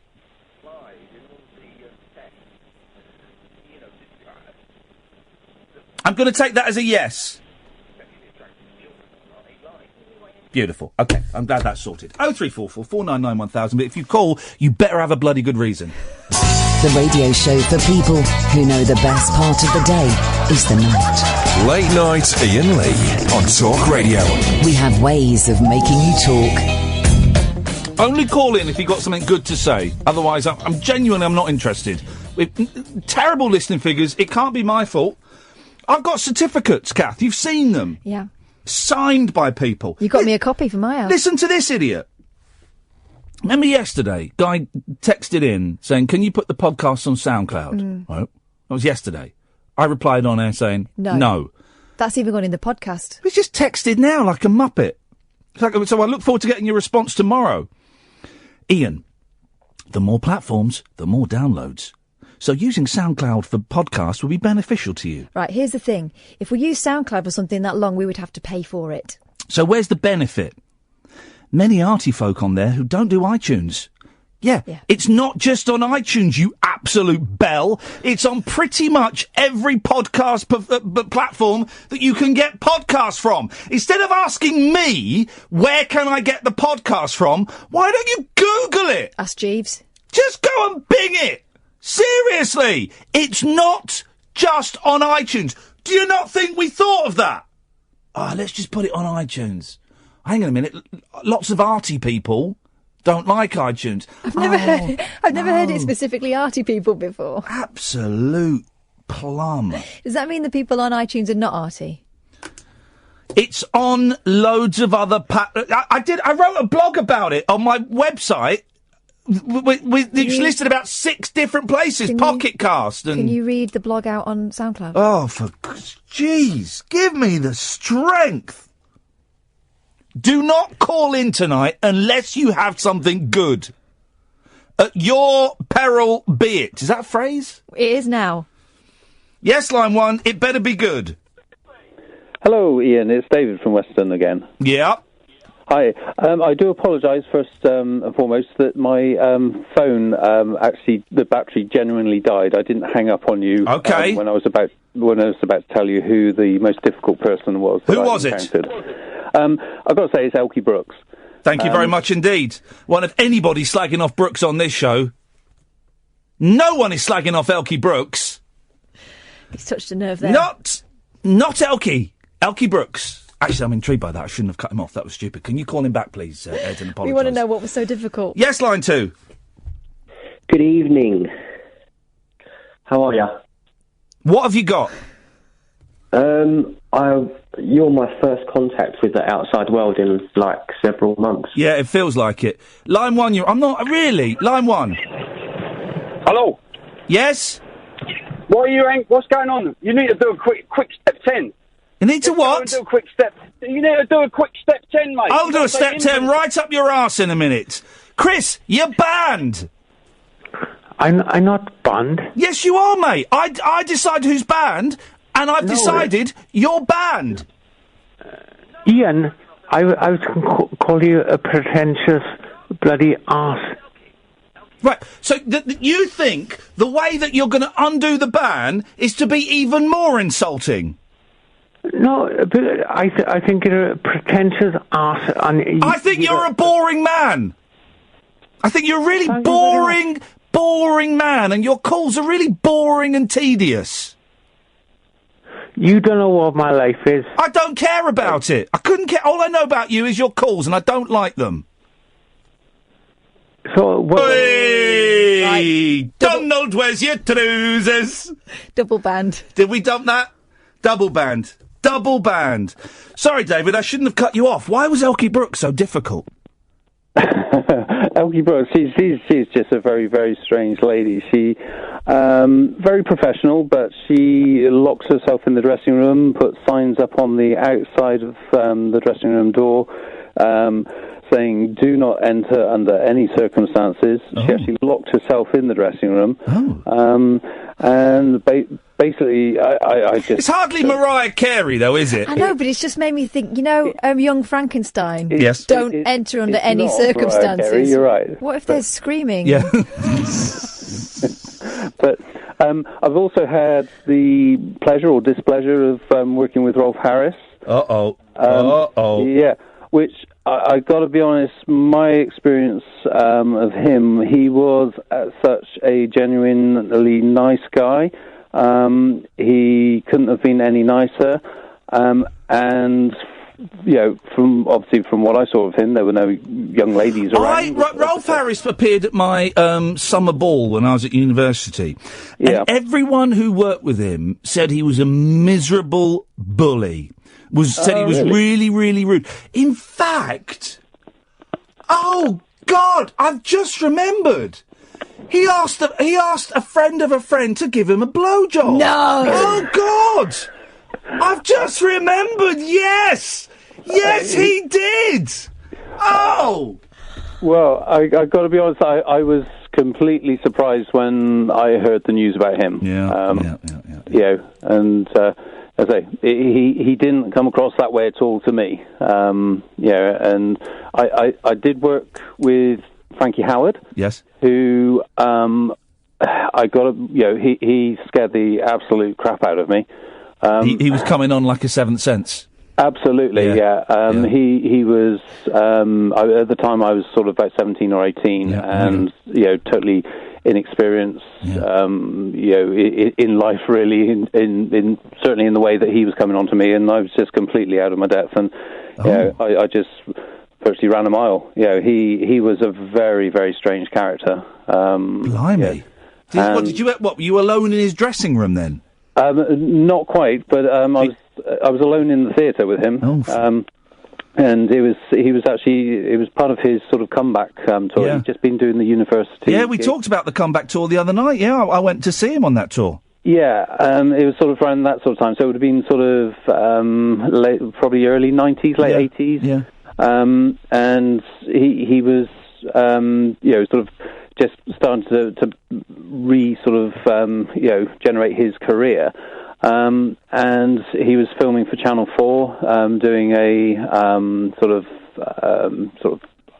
show for like an evening with you know, at the theatre type thing. And he was, you know, he wanted sort of a few days rehearsal, booked the theatre, and then decided he wanted an extra day, being the Sunday, and me being the sort of 17, 18-year-old sort of, you know, apprentice. I got volunteered to, you know, be the one to open up and just let him in, and it was him and his manager, who I understand was also his partner. They had a blazing row, and Frankie decided he was going to go and just carry on anyway. His partner stormed out, so it was just me and Frankie in the theatre. And Frankie then decided that he was going to, you know, sort of be a bit lewd. Yeah.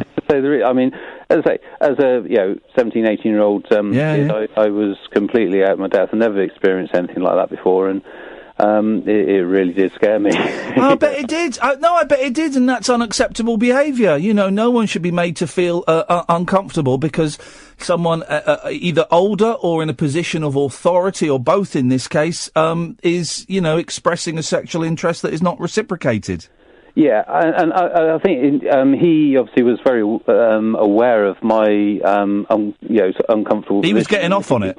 He was, yeah, absolutely. He was, you know, he was playing on the fact that I was totally out of my depth, and I'd never experienced anything like that before in my life. Nick. Well, thankfully, I've never experienced anything like that since. But yeah, it was, you know, very, very, very, very sort of, you know, odd experience at the time. David, listen, I'm going to move on. Thank you very much for sharing that stuff. That's it's very personal stuff, and I appreciate that. And that is unacceptable. That is unacceptable behaviour. No one should be made to feel uncomfortable because of something like that. 0344 499 1000. But if you call in, you better have a good reason. Chris is now double banned for climbing up the stepladder of swear words. Started on a category B. Started on a C, I'd say, but the fact it was directed at someone that we knew, that made it a C star, then jumped straight up to the A's. I think that's a category B, the one he used, so casually against someone. Okay, but as you're a woman, I can understand it would have bigger impact, so I'm going to accept that, B. I'm going to accept that. 0344 499 1000. If you call in, hang on a second. Yes, line one. Sex offenders. Sex offenders. That's what you want to talk about, isn't it? You've got a fascination and obsession, which is really disguised because you've got a deep-seated admiration for paedophiles. Hang on a minute. No, Tom. No, your mic's off. You just crossed a line there, buddy. It was a bit of fun, you shouting sex offenders. It's a bit weird, but it's a bit of fun. But do not come on the show, Tom. Do not come on my radio show and tell me I've got an admiration for paedophiles, right? Don't. Now, I'm going to raise your microphone, and the first thing you say is going to determine how much longer you're going to get on this phone call, all right? Your music is fantastic, but what about the other stuff, Gary? It's trying to be clever. Tom, you ain't clever enough. Let's try this one. Line 3, you're on the wireless.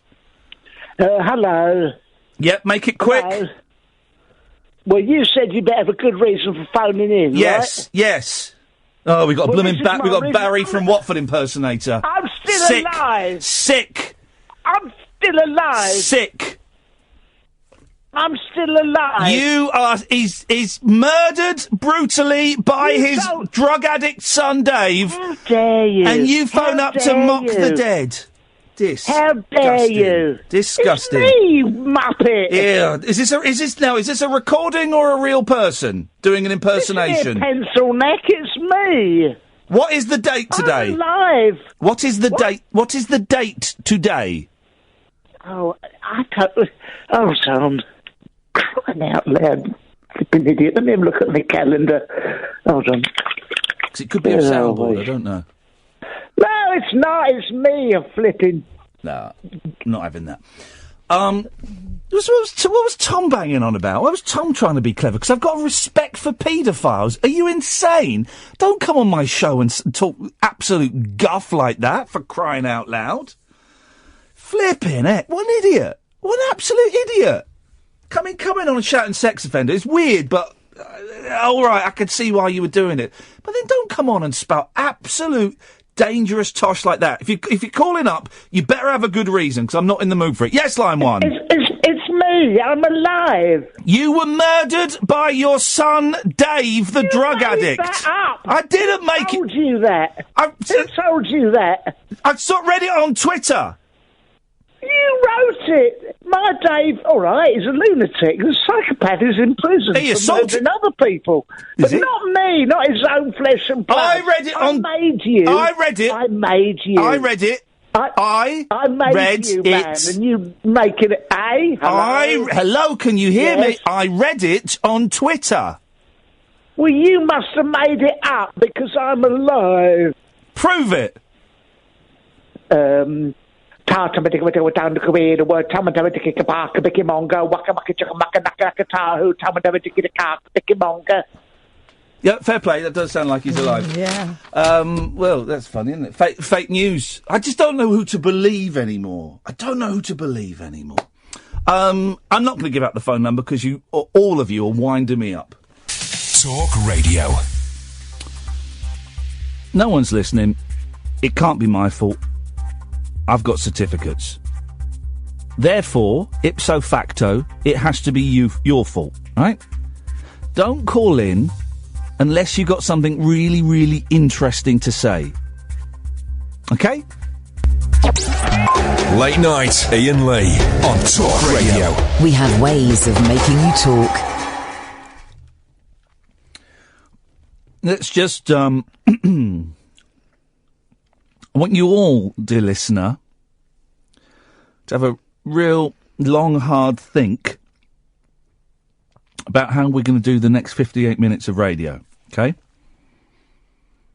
This is entirely up to you how we proceed, okay? The listener figures for this show were awful. Now, I was thinking about this long and hard over the last 24 hours. It's not my fault. I've got certificates and 2 statuettes. One in the shape of an old man, one in the shape of a radio. So, it's not my fault. So then I was thinking, well, it's not my fault. It's not Catherine's fault. It's not Ed's fault. Whose fault is it? Oh, right, yeah. It's your fault. It's your fault. Speaking specifically to the callers, but also the listeners, it's your fault. It's your fault. Your calls are dull. Yeah, we get loads of them. Who wants loads of boring calls? I'd rather have one good call a month than 30, 35 boring calls a night, which is the way it's been going. So, Now we've got that sorted, right? I'm going to take calls straight to air for the rest of the night, okay? Do not call in unless you have something good to contribute. And that doesn't mean saying that I love paedophiles. That's not a good contribution. That's actually libelous, okay? Let's try, yes, line 1. Hello, how's it going? I know you don't want to talk to people tonight, but I just thought I'd say hey. I rang in yesterday, and I was a bit high, and I wasn't very good. I just thought I'd say sorry about that. I hope it goes better now. Your certificates sound lovely. I'd like to see them sometime. Ian. Hello. I was just showing you. I was showing you a show. Hello. Hello. Hello. Hello, sir. Can you hear me? Oh my God! It's so good to hear your voice. You're alive. Oh God, I am alive. God. Who am I speaking to? This is Hemo. Hemo. That's me. I'm very much alive. I'm breathing, living, throbbing, big, bald man, and I'm alive. Blood pumping through my veins. And that long streak of wee said I wasn't. Well, I am. What? Don't say that about Iain Lee. He spread it around that I'm dead. He didn't spread it around. He just, it's fake news, isn't it? Fake news. Oh, yeah, that's it. Fake news. Well, let me tell you, Hemo, I'm stood here. I'm stark naked. I feel warm. I feel alive. I feel the hairs on my arms sprouting up. You've got the heating turned up. I've got the heating turned up, but there's warm blood coursing through my veins, and I'm alive. Blimey. And I'm going to get me some. Get you some what? I'm going to get me some loving tonight. And anyone who says I'm get a warm flannel. Or I'm a cold flannel even. Well, what you do in your own time is I've your got own. An ice pack to hand, and it's very cold. Yeah. Hemo, you're not helping me. I'm just trying to tell you that I'm alive, mate. Oh, yeah, that's cool. I like the fact you're alive. It's good. Good news. I was a bit worried. I wondered when the funeral was, if it was 2 weeks ago. No, there's no funeral. No funeral, because I haven't died, which is traditionally what you do when someone has, stopped breathing and that. If it was your funeral, what would your song be? Oh, blimey. When they take your body away. That is a wonderful question. Just talk about something I think about what my song would be. I'll talk about growing plants. I've been growing some plants lately. Legal ones, nothing, crazy. Just all right, Hemo, that's enough about that. I've got it. Here it goes. It goes like this. Lee, Ian. This is how it goes. Here we go. Yeah. This is a song about Iain Lee.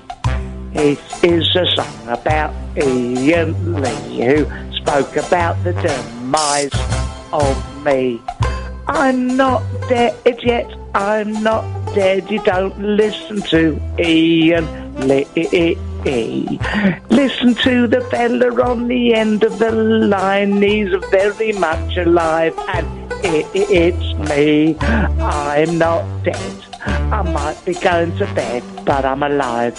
Oh, it's 12:05. I'm still alive. It's me. Here we go. Second verse. Iain is libelous and he's rather bulbous and he is yes he is. He's a pain in the bottom and I wish that he'd drop dead. Yes, I would. I'm going to bed. I wish he'd drop dead. I'm still alive. Do-do-do-do. It's 12:05. I'm still alive. Yes, and I am. Da-da-da. I'm going to make love to my wife. Yes, I am.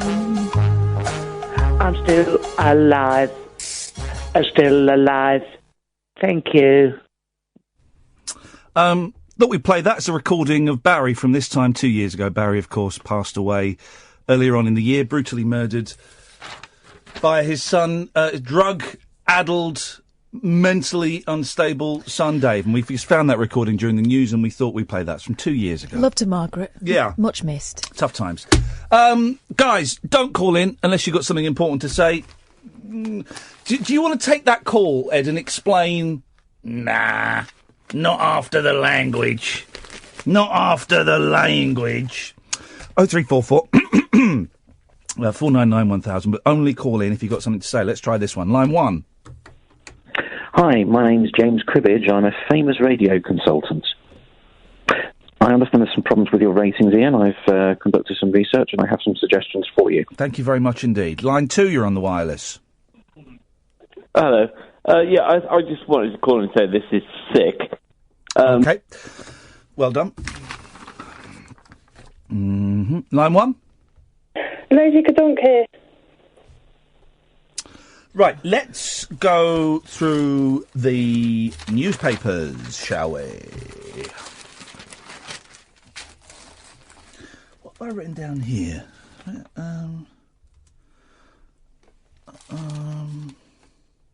Oh! No, that's boring, actually. That's boring. Hang on a minute. Oh, here we go. I know what we've got. We've got this.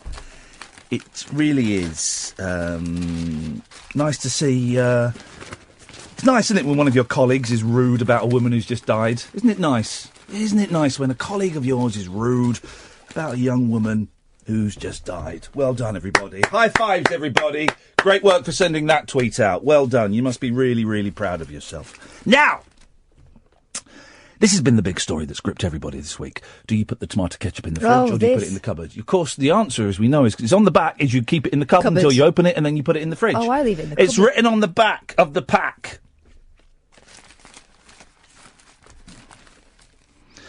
But now, here are the questions.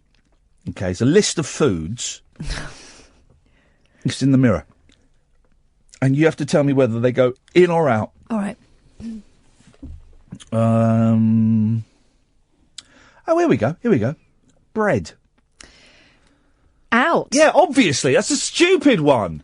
In a bread bin, ideally. Yeah. Got a bread bin? I have got a bread bin, but I think that it's actually like a fermentation zone because it's wooden. And I noticed that on the occasions where I've got too much bread and I have to leave it on the top for a bit, yes, that bread lasts a bit longer. Put it in the bread bin, the wooden bread bin, I think it gets a bit warm, a little bit, and mouldier faster. It does. Do I need a tin bread bin? Because my gran had a tin one. No. Well, ours is wooden. And ours has got the lid at the top, so you take the lid off. But then we put so much stuff in it, you have to squeeze it down, so you squeeze all the bread. Oh, no, mine's got a flap. I used to like the ones that... Yeah. I like those. But, no, I do think the bread... Well, also, the lid of ours is a thick bit of wood, so you can use it as a chopping block. Oh, handy. No, but we never do. But, yeah, the bread bin has got to be the greatest... No, I wouldn't put a tin in, because you need some air in there, don't you? No, but you used to get a tin bread bin. Remember, there's like... if you go to, like... your gran's and she'll have one that's got like some barley corns on it, but it's a tin. Oh, yeah. Grack. You might think keeping bread in the fridge will make it last longer. No, I wouldn't think that Why at do you all. want cold bread, you weirdo? The cold temperature forces starch in it to boil down. Come on, in or out? Oh, my favourite, and I can eat this by the spoonful. I can slurp this bad boy up like nobody's business. Custard? Mint sauce. Oh, you reminded me. We'll come to that in a minute. I went for... I didn't get up till 4:00, and then I went to the local burger joint. It's like a Jenny's, but it's not a Jenny's. And I had burger and chips. And I thought... On a plate? Yeah. And then I thought... it's proper, plastic plate. It's a 70s plate. So I went, right. I'm looking at the desserts. I thought, right, I'm going to have my favourite dessert that was my dad's favourite dessert. Spotted dick? No. Well, his favourite dessert was a brown derby. What's that? That's it's a donut with ice cream. It's a donut with ice cream on top and chocolate sauce. Is that a thing? Yeah. Brown derby. But his second favourite, and this is mine, right? And my sister will know exactly what I'm about to say, right? I know she's listening. Hot apple pie with hot custard with ice cream on the top. You've done this before in front Yeah. of me, and I find it odd. And also, and every time I've done it in front of you, in front of Watco, and I did it today, and every time the serving staff have gone, sorry? I said, I want a hot apple pie with hot custard and ice cream. And they went, I don't know if we do that. I said, let's have a look at the menu. You got apple pie, yeah? Yeah. It says here, custard is £1 extra, yeah? I went, yeah. I went, I'll have that custard. Then it says there that ice cream is £1 extra. Yeah. I went, I'll have that ice cream in that order. And he went, oh, I'll go and check. Don't go and check. Make it. It is brilliant. It's the best pudding. What's the thing? In the world. What What's do you the mean? thing about it? Well, you've got different temperatures, which you don't get very often in I quite foods. I like the hot cold thing. I'm not a big ice cream I don't like ice cream really. I can't be bothered with it because I eat too fast and I think I got headaches experience. But I do like cold on hot. Yeah, I like that.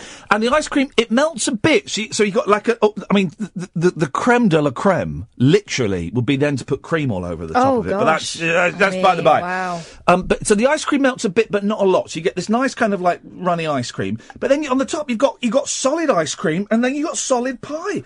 Beautiful. It is wonderful. It is the best thing. And every time you ask, I go, what? I'll have to go and check.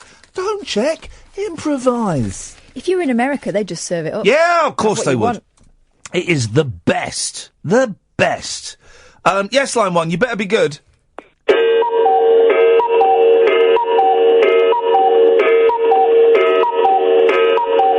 Yeah, fair play. That was actually pretty good. Late night, Iain Lee on Talk Radio. We'll get you talking.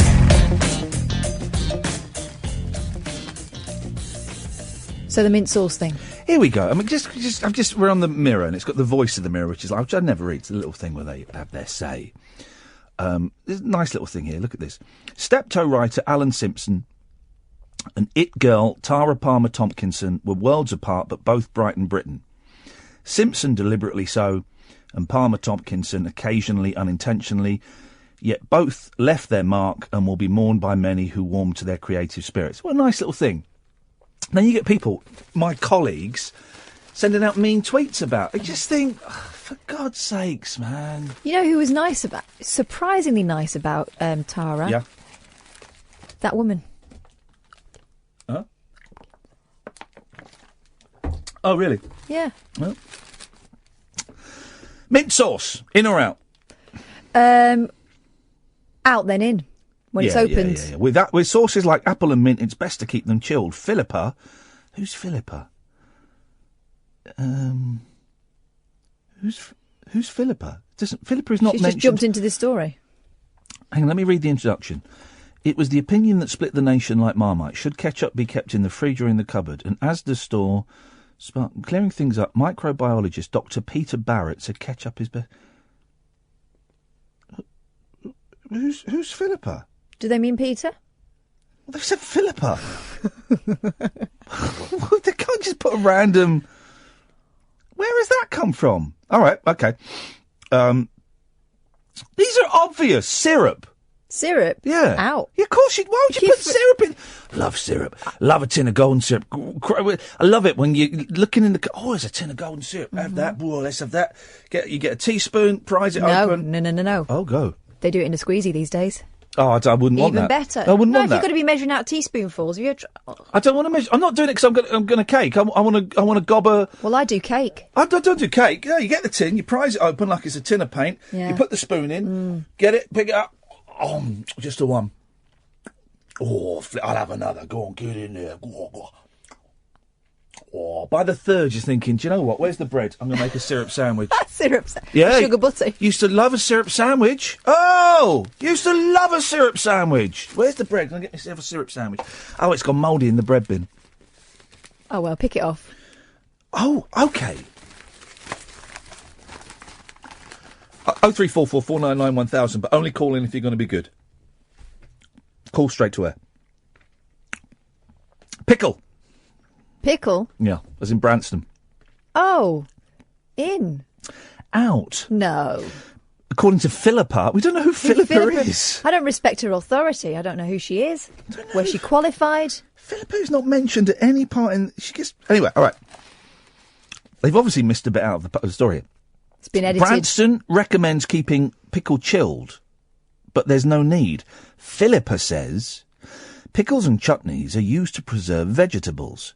Branston uses sugar as a preservative and a certain amount of vinegar, and the combination stops micro or... You ever made jam? No, I've thought about it, then I thought, it's too much faffing about. It's hard work. Right. I made, I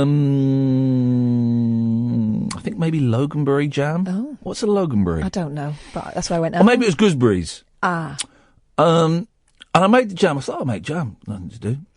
And you've got to cook the jars to get rid of all the bacteria. Right. You've got to cook the jars. And I don't think I cooked the jars properly. So I made all these jars, about 6 jars of Loganberry jam. And it went mouldy. Like within 2 weeks, went mouldy. Because of the jars? I think because of the jars, the bacteria... Or maybe I hadn't put enough sugar in. I don't know. Let's see if Line 1 knows. Line 1, why did my jam go mouldy? You probably didn't spread it on the door enough. I didn't spread it on the door enough? Yeah, that's what you've got to do with jam. I'm going to spread my fist on your face in a minute. How's about that? That's understandable. Yeah, it is, isn't it? Oh, man. Only call in if you've got something to say. Yes. Good evening, Kath. Hi. I don't know whether this would meet with Leslie's approval, but an excellent suggestion for a sandwich, which I've heard and tried, is 2 pieces of bread, sugar and cinnamon. It's simple but delicious. That's some kind of pervert. It does actually sound all right. I know, I will try it. does sound all right. For sure, but... Well, I remember someone recommended cheese on toast, but you microwave. Yes. It. I did that for a while. I did. That works. So you get your toast, you butter it, cut your cheese on it, and then put it in the microwave for 20 seconds. Jeez. That works. The best thing, I haven't had this for years. I went out for a while with a girl who spent a semester in Memphis, I think, and fried cheese sandwiches. Oh, flipping it. Fried? Yeah. Oh. Yeah, so you get... I thought it was grilled. No, mate, no. So you make a cheese sandwich, yeah, and then you put butter on the outside. So you've got a cheese sandwich. Yeah, I got you. Then you get a frying pan, fill the oil quite thick, and you fry one side, flip it over, fry the other. I've done it without the oil. I've done that. Do it with the oil, mate. So it's... Oh, God, mate, it sounds like hard to tackle yeah, on toast. Yeah, exactly. Well, Elvis country, isn't it? Mm-hmm. Yes, Line 1.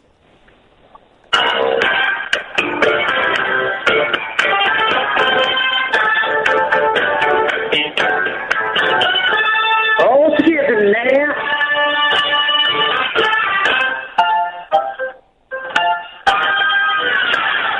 If you want to change that situation. Yes, Line 2. Have you tried being absolute 80s? Pesto. Oh, I can't eat that. Why? What's wrong? Oh, it goes right through me. I can't. Does it? Give you the squirts? I only discovered it at someone's wedding. Really? Yeah. It was terribly embarrassing. I remember the first time I ever had pesto. We went to I went to stay with my friend Simon, and we stayed at his really posh friends, and they cooked pasta, and they had this thing. You must try this sauce, pesto. I said, I don't know. And so I was the first one. Never be the first one around a group of experienced. It's like never be the first one around a group of experienced people to do something in front of them. Mm-hmm. So I got this. I didn't know what. So there's a tiny little bit of pesto out, and the woman next to me went, no, do it like this. And she goes, stop. It blew my mind. Well, it would blow my. Yeah, your anus. It was a really small wedding as well, and I was like in a cloud of green all night. When it comes to shop bought jars, it can be kept in the cupboard if unopened. But Philippa adds, Philippa who? Have I missed something? No, the first reference to Philippa is mint sauce, and there's not a reference before.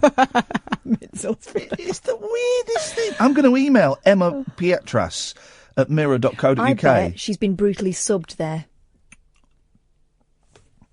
And someone's taken an important paragraph out. Yeah, someone has. It says here, it depends. That's your answer, it depends. can't have "it depends" as an answer. No. Crying That means out using loud. your initiative. Surely that's No, completely no, counterintuitive. Yes, line 3. How about the top 10 at 10 or a mystery noise competition? Okay, I'm not answering any more calls from him.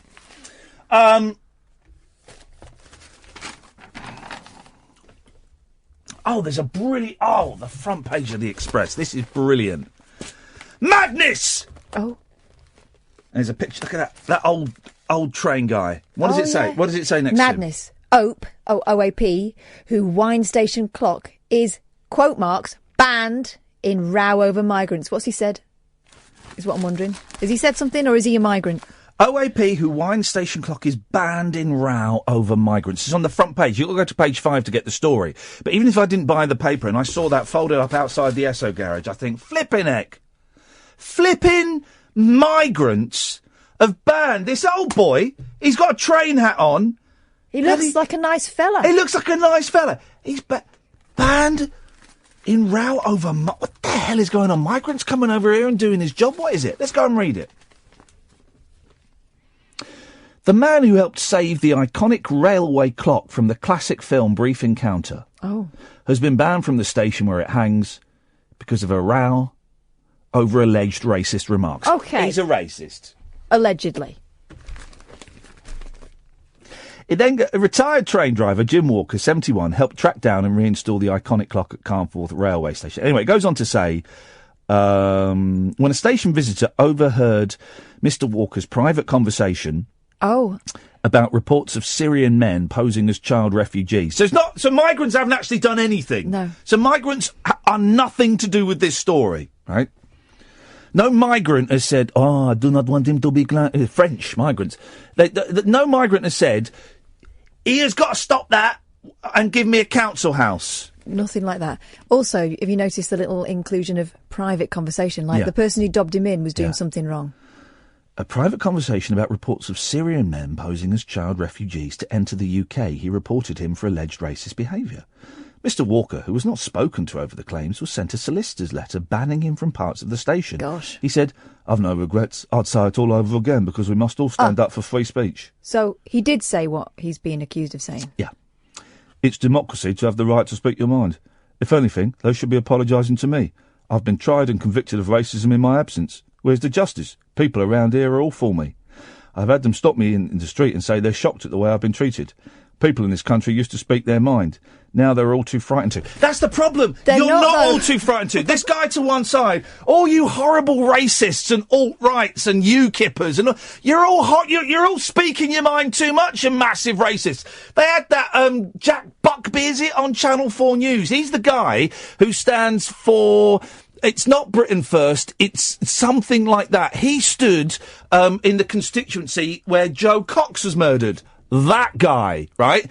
He was on Channel 4 looking like a smug little PR1CK and spouting the most racist, vile claptrap. And Krishnan Guru Murthy tore him apart. Liberty GB. That's it.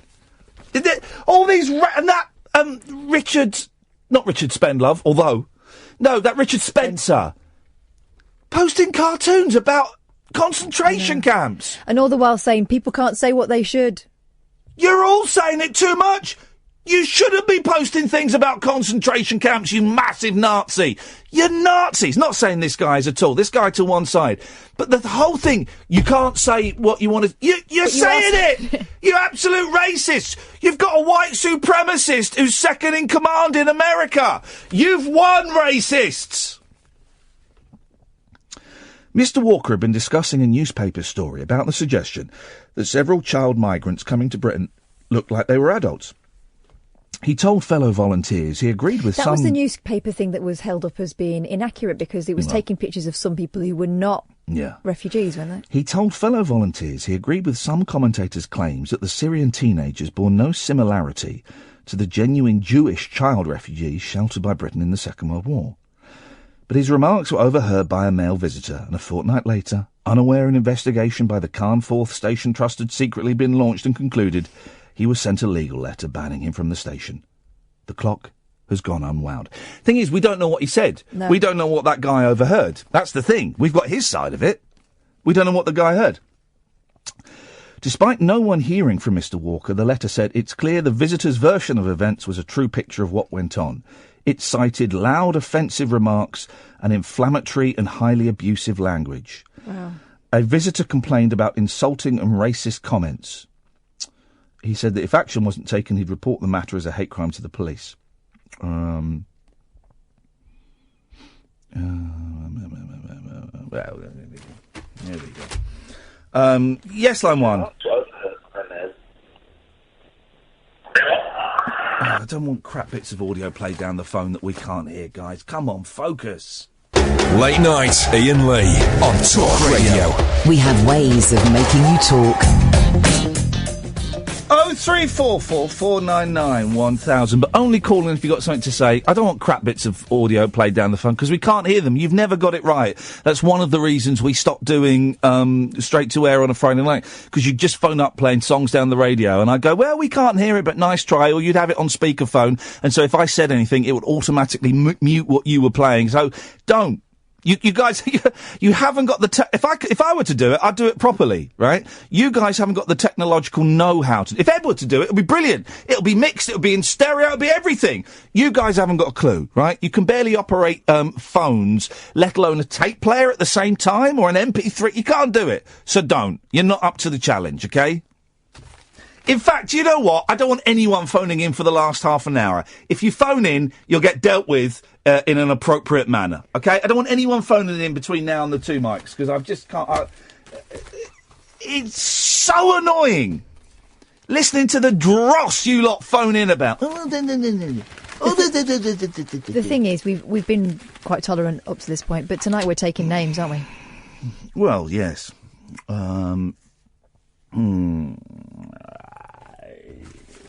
Let's have a little look at the neighbours.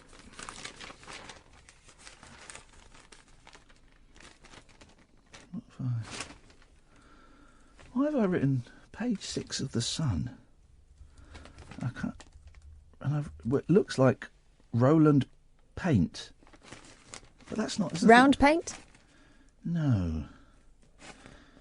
So this is the... Hang on, have I got the right paper? Yes, because page 9 is the emoji story. That's page 6. Icy Blast. Certainly not that story. Not that story. Oh, here we go. Here we go. It's on page 7. Oh, what you like? I'm an utter prune. Such a ditz. That's what I'm like. A Romeo has been ordered to pay... This is proper romance, okay? But we've got Valentine's Day coming up. Oh, I've got...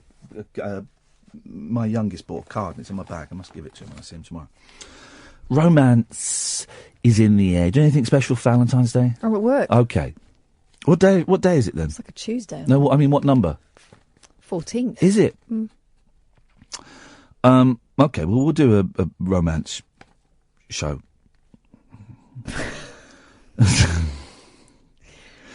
A Romeo has been ordered to pay £600 after painting a birthday message to his girlfriend in 3-foot letters on the road. That is brilliant. Nothing says I love you like graffiti. I wonder if he was drunk at the time. Well, it sounds like he'd thought about it. He went and got the paint and... David Dallimore, 28, tried to impress 27-year-old Zoe Miller by daubing Happy Birthday Zoe M from Die X. Officials...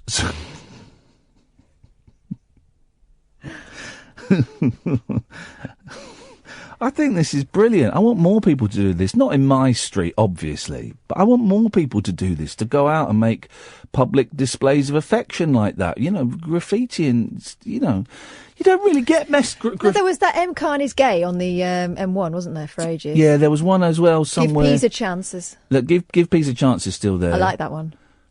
There was one about, I remember sort of being on the A40 about someone being bent. Yes.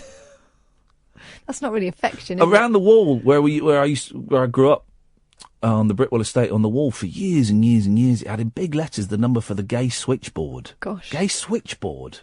It was like a helpline? Yeah. Oh, that's helpful. It was great, but I mean, you know, as a 7-year-old, Mum, what's that? Oh, there's nothing. There's nothing. Officials spent £220 cleaning up outside the couple's home. They live together. Oh, you could have just told her. Yeah. Dallimore was charged with marking the highway after failing to pay a £75 fixed penalty. So it was only £75 to start with. That's almost worth it, isn't it? That's cheaper than... she'd rather have the money. It's cheaper than a balloon flight or something. Here we go. We're going to take this, okay? This is a breakthrough moment in this show's history, okay? This is like those fighting fantasy books. We're either going to go one, we're going to go left, or we're going to go right. We're going to go to page 6 or page 221. Line 1, you're on the air. You've been obnoxious to me now. No, you're on the air. Is there something you'd like to say? No, I just like to say about technology. No. Is there something you would like to say about your behaviour earlier? Otherwise, we go to page 6. I'd rather go to page 221. You've been... what's your name, please? My name is Iain Lee. You're on the radio. I'm not speaking to you online, am I? On air. Language, dude! Sorry, Iain. What would you like to say, Chris? Think very carefully. What I was going to say, you're talking about technology. No. I'm giving. I'm teeing you up to apologise for calling my guest a B and telling me to F off. I'm teeing you up for that, Chris. Okay. I just thought she was very. What's the word? Chris, don't look for the word. The word you're looking for, mate, is sorry. I'm being serious, Chris, right? You called my guest a bit. I will shout at me, please. No, Chris, please then listen! You called my guest... Listen! All right, go on. Listen! You called my guest a B. You told me to F off, right? You better apologise now. Otherwise, this is the last time you come on this show. I apologise, then. I apologise. Well, I don't hear the apologising word. What do you want me to say, then? Sorry! I want you to say sorry! It's really easy! Say, I'm really sorry for calling your guest a B and telling you to F off! I just thought he was a little bit... brown nosing to her. So, Chris, so you've just done the same thing again. You think that's acceptable? Do you know what, Chris, mate? I'm really sorry. I don't want you calling. I've just given you the opportunity to... Don't say that. No, I don't want... No, I'm saying it, Chris. I don't want you calling, mate. I've just given you the opportunity to apologise when for those two offences. Most people wouldn't get a second look in, but I'm feeling generous, and I've given you a second look in, and you can't do it. You can't do it. You have people who sort of down on the sort of, and I just thought she was like a middle class. Chris, I don't want you calling my show anymore. I mean it now. I've given you the chance to say sorry, and you wouldn't let it lie. So, honestly, mate, I don't want you calling anymore, okay? I will. Well, I won't answer the call, and you'll just keep ringing, so... That's unfair, Ian. No, it's not unfair, mate. It's not a democracy, buddy. It's my show, and you being rude about my guests is unfair. You calling my guest a B and telling me to F off, that's unfair, mate. I'm not being rude about your guest. You called her a B and you told me to F off, Chris. All right, I'm sorry. That's unacceptable behaviour, okay? All right, I'm sorry. I'd like to listen to your show. You can listen, but you're not welcome to call in. Oh, why is that then? Come on, give me a chance again, do me to tell you why, Chris? Or did I just tell you about 6 times? Well, no, because, okay, I might not ring you again for weeks and weeks. No, and weeks forever. And weeks. Forever. I don't want you ringing. Don't say that. That's like shooting you down in flames. Well, you calling my guest a B and telling me to F off, and then not thinking for a second that either of those things were unacceptable, thinking they're okay. I don't want people like that calling in. All right, I'm sorry.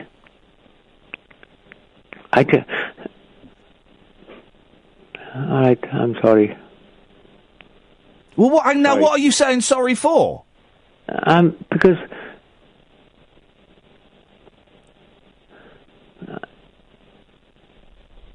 I'd like to be able to call the show now and again. Right, well, why don't you apologise for calling my guest a B?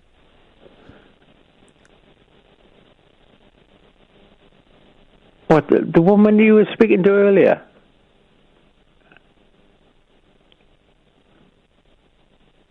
Hello? Yeah, the woman you called a B. You know what the word I mean when I say B? Yeah, Don't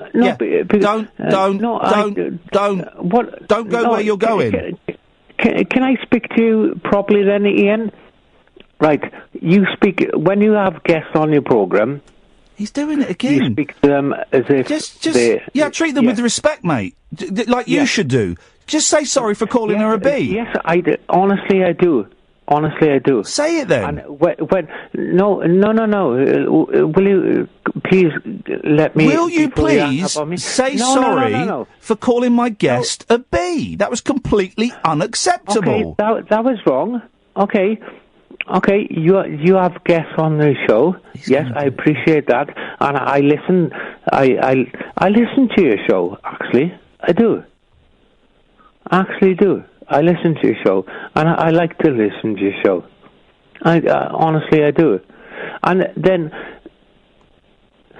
when you have callers, you treat us as if we like imbeciles. I'm sorry, mate. You do, mate. That's you because, bloody do. That's because you are, mate. Now, are you going to apologise for calling... No, I'm not. For calling a female guest a B? No, are you going to apologise? Because that's unacceptable, mate. No, I heard all the few callers you have come on. Chris, will you apologise for calling my female guest a B? Yes, I do. Go on then, apologise. I do apologise. No, there's one word you're not saying, mate. That word is sorry. You've not said sorry.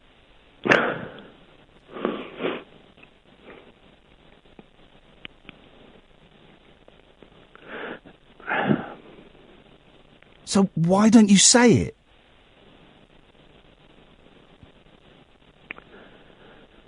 Right, I'm sorry. For what? Stop making me feel like as if I've done something wrong. Mate, you've done something wrong. You called my guest a B and you told me to F off. Why can't you see that's unacceptable? Ian, please. No, because I just thought she was a... You thought she was a bitch? That's what you called her? No, no, will you stop... Will I stop quoting you? Will I stop quoting you? Yeah, of course I will. But that's what you called her, mate. And that's unacceptable. Will you stop going through that? No, please? I won't, because that's unacceptable. You cannot call women that, and you cannot certainly call my guests that. No, I know that. Then why did you do it? I just thought she was a little bit of a... A little bit, of a bitch? You thought she was a bitch? No, see, you're putting words in my mouth. No, I'm not, mate. Now. That's what you said, Chris. Yes, previously, yes. I'm not saying it now. Right, well, can you apologise for saying that? I am saying... I have apologised. You've not said sorry! An apology involves the word sorry! Will you stop shouting, please? Chris, it ain't working, mate. Honestly, it ain't working. I tell you what... No, Chris, it's not working, mate. An apology involves the word sorry. Honestly, I apologise. Honestly... Say the word sorry! Will you stop shouting, No, please? Chris, will you stop calling? Because honestly, mate, I'm not interested, seriously. It's not working, buddy. You don't have a right to... It's not about me calling. Yeah, it is. It is now. I don't want you calling. I'll call you up. Yeah, and you won't come on. You won't come on. You just waste your money. I've given you the chance to say sorry for your misogynistic attitude towards one of my guests, and you can't say sorry. Wait.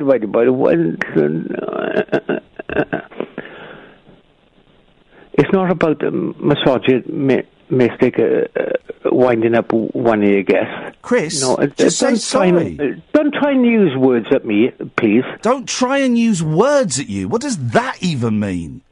Because you try and throw me up in words. I can throw you up in words as well. No, you can't, mate. You can't even throw yourself up in words. You called a guest of mine a bitch. That's unacceptable. Are you going to say sorry or not? I've said I'm sorry. Well done. You want? I've told you that. No, you haven't. You haven't said the word sorry, Yes, mate. I bloody have. Chris, I don't think you listen to yourself. You have not said the word sorry until I just bloody have. then. Mate, you haven't. Yes, I bloody have. Will you stop swearing, Chris? Okay, sorry. I have said sorry. Okay, now will you say sorry for telling me to F off? I thought I said that off air. I didn't realise I was on air. Oh, so it would have been acceptable to say it to me off air? Oh, most definitely. Yeah. Why would it be acceptable to tell me to F off air? Oh, come on. Stop giving me a hard time, please. Stop telling me to F off! I didn't mean to. Chris, honestly, mate, I just don't think I don't think it's working. Ian? Why didn't you try calling James Whale? I used to listen to him about... Brilliant. You can listen to him Mondays to Thursdays, 7... You can listen to him... You can listen to him Mondays to Thursdays... I used to listen to him when... You can listen when to him Mondays to Thursdays, 7 till 10. Why didn't you try that? I used to listen to him when he... You can listen to him Mondays to Thursdays, 7 till 10. See, you don't like it, do you? When I say something like that. I used to listen to him when you was in my... you know, can you remember... Chris, I'm not interested in having a conversation with you tonight, mate. Seriously. Oh, thank you, Ian. All right, then. All right. I don't mean to have an argument with you. Well, then don't call my guests bitches and don't tell me to F off. How's about that? No, I did apologise. I'm sorry. Thank you very much, Chris. Good night. All right. Good night, Ian. Hey, yes. Hello, young man. Yes, line 3. Hey, is this morons' night tonight? Well, yes, Dennis. It's been is it bloody moron? Hello, young man. Yes, line 3. And you trying to find the biggest moron in the world? I think I may have just found him. Apologies for the language, by the way, in that call. We did some debate as to whether the B word is a B or a C. I shouldn't have said it, and I apologise. That was unnecessary on my part, but I was angry. Yes, line 1. My next song is called Clunky Gear Change. I'd like to dedicate it to Chris. I sailed an ocean, unsettled ocean. Line 2, you're on the wireless. Hello, weary traveller. You've turned to page 6. You've just finished a call with Chris. In front of you is Catherine. You're in a studio. You're feeling tired. Yes. Stressed. Yes. Aggravated. Nauseous. Yes. In your drawer, you have a weapon which you sneaked into the office last week. Below your wrist is a list of potential targets. You look out of the window. It's time to make your next move. I'm going to shoot Kath and jump out the window. You shoot Kath through the head. Oh. Yeah. Luckily, the talk radio staff have placed a bulletproof glass between your desks. The bullet ricochets, goes past your ear, and takes the talk sport crew out. Ian, we need your help in here. The talk sport staff run through. Arsene Wenger's given a serious interview in the day, and you need to come and feed the audience. Everyone is staring at you. Catherine is crying. No, you've missed a bit out where I wreak my revenge. Ah. You don't realise I'm Catherine, trained as an assassin. What is your move? I shatter the glass, leap across the desk, and snap his neck. So you two having a stressful night there, are you? No. Yeah, a little bit. I'm fine. There we go. Look at this. Look at this. Look at these tweets. I think these might be from Emma, but I'm not sure. Yeah. Ian, I would love you to try and spread your fist on my face, you see. Dumbass lefty snowflake talking B like you know what yo are talking about. If you talk to me like you did to Chris, I would knock you the F out. That's from Jim Rat Matt B. Except it's not, is it? No, it's not. Oh, it's nice to know she's still about. Oh, see what happened in the past, Ian, you had a really lovely community and used to have special little VIP lists and people used to phone up and used to put on. I remember you used to put on plays over the radio. Yeah, we did, and people would audition for the parts. Yeah, it was fun. And not being nasty to the average caller, but you can tell most of the time when someone phones up by the tone of their voice what they're going to be like. Yeah.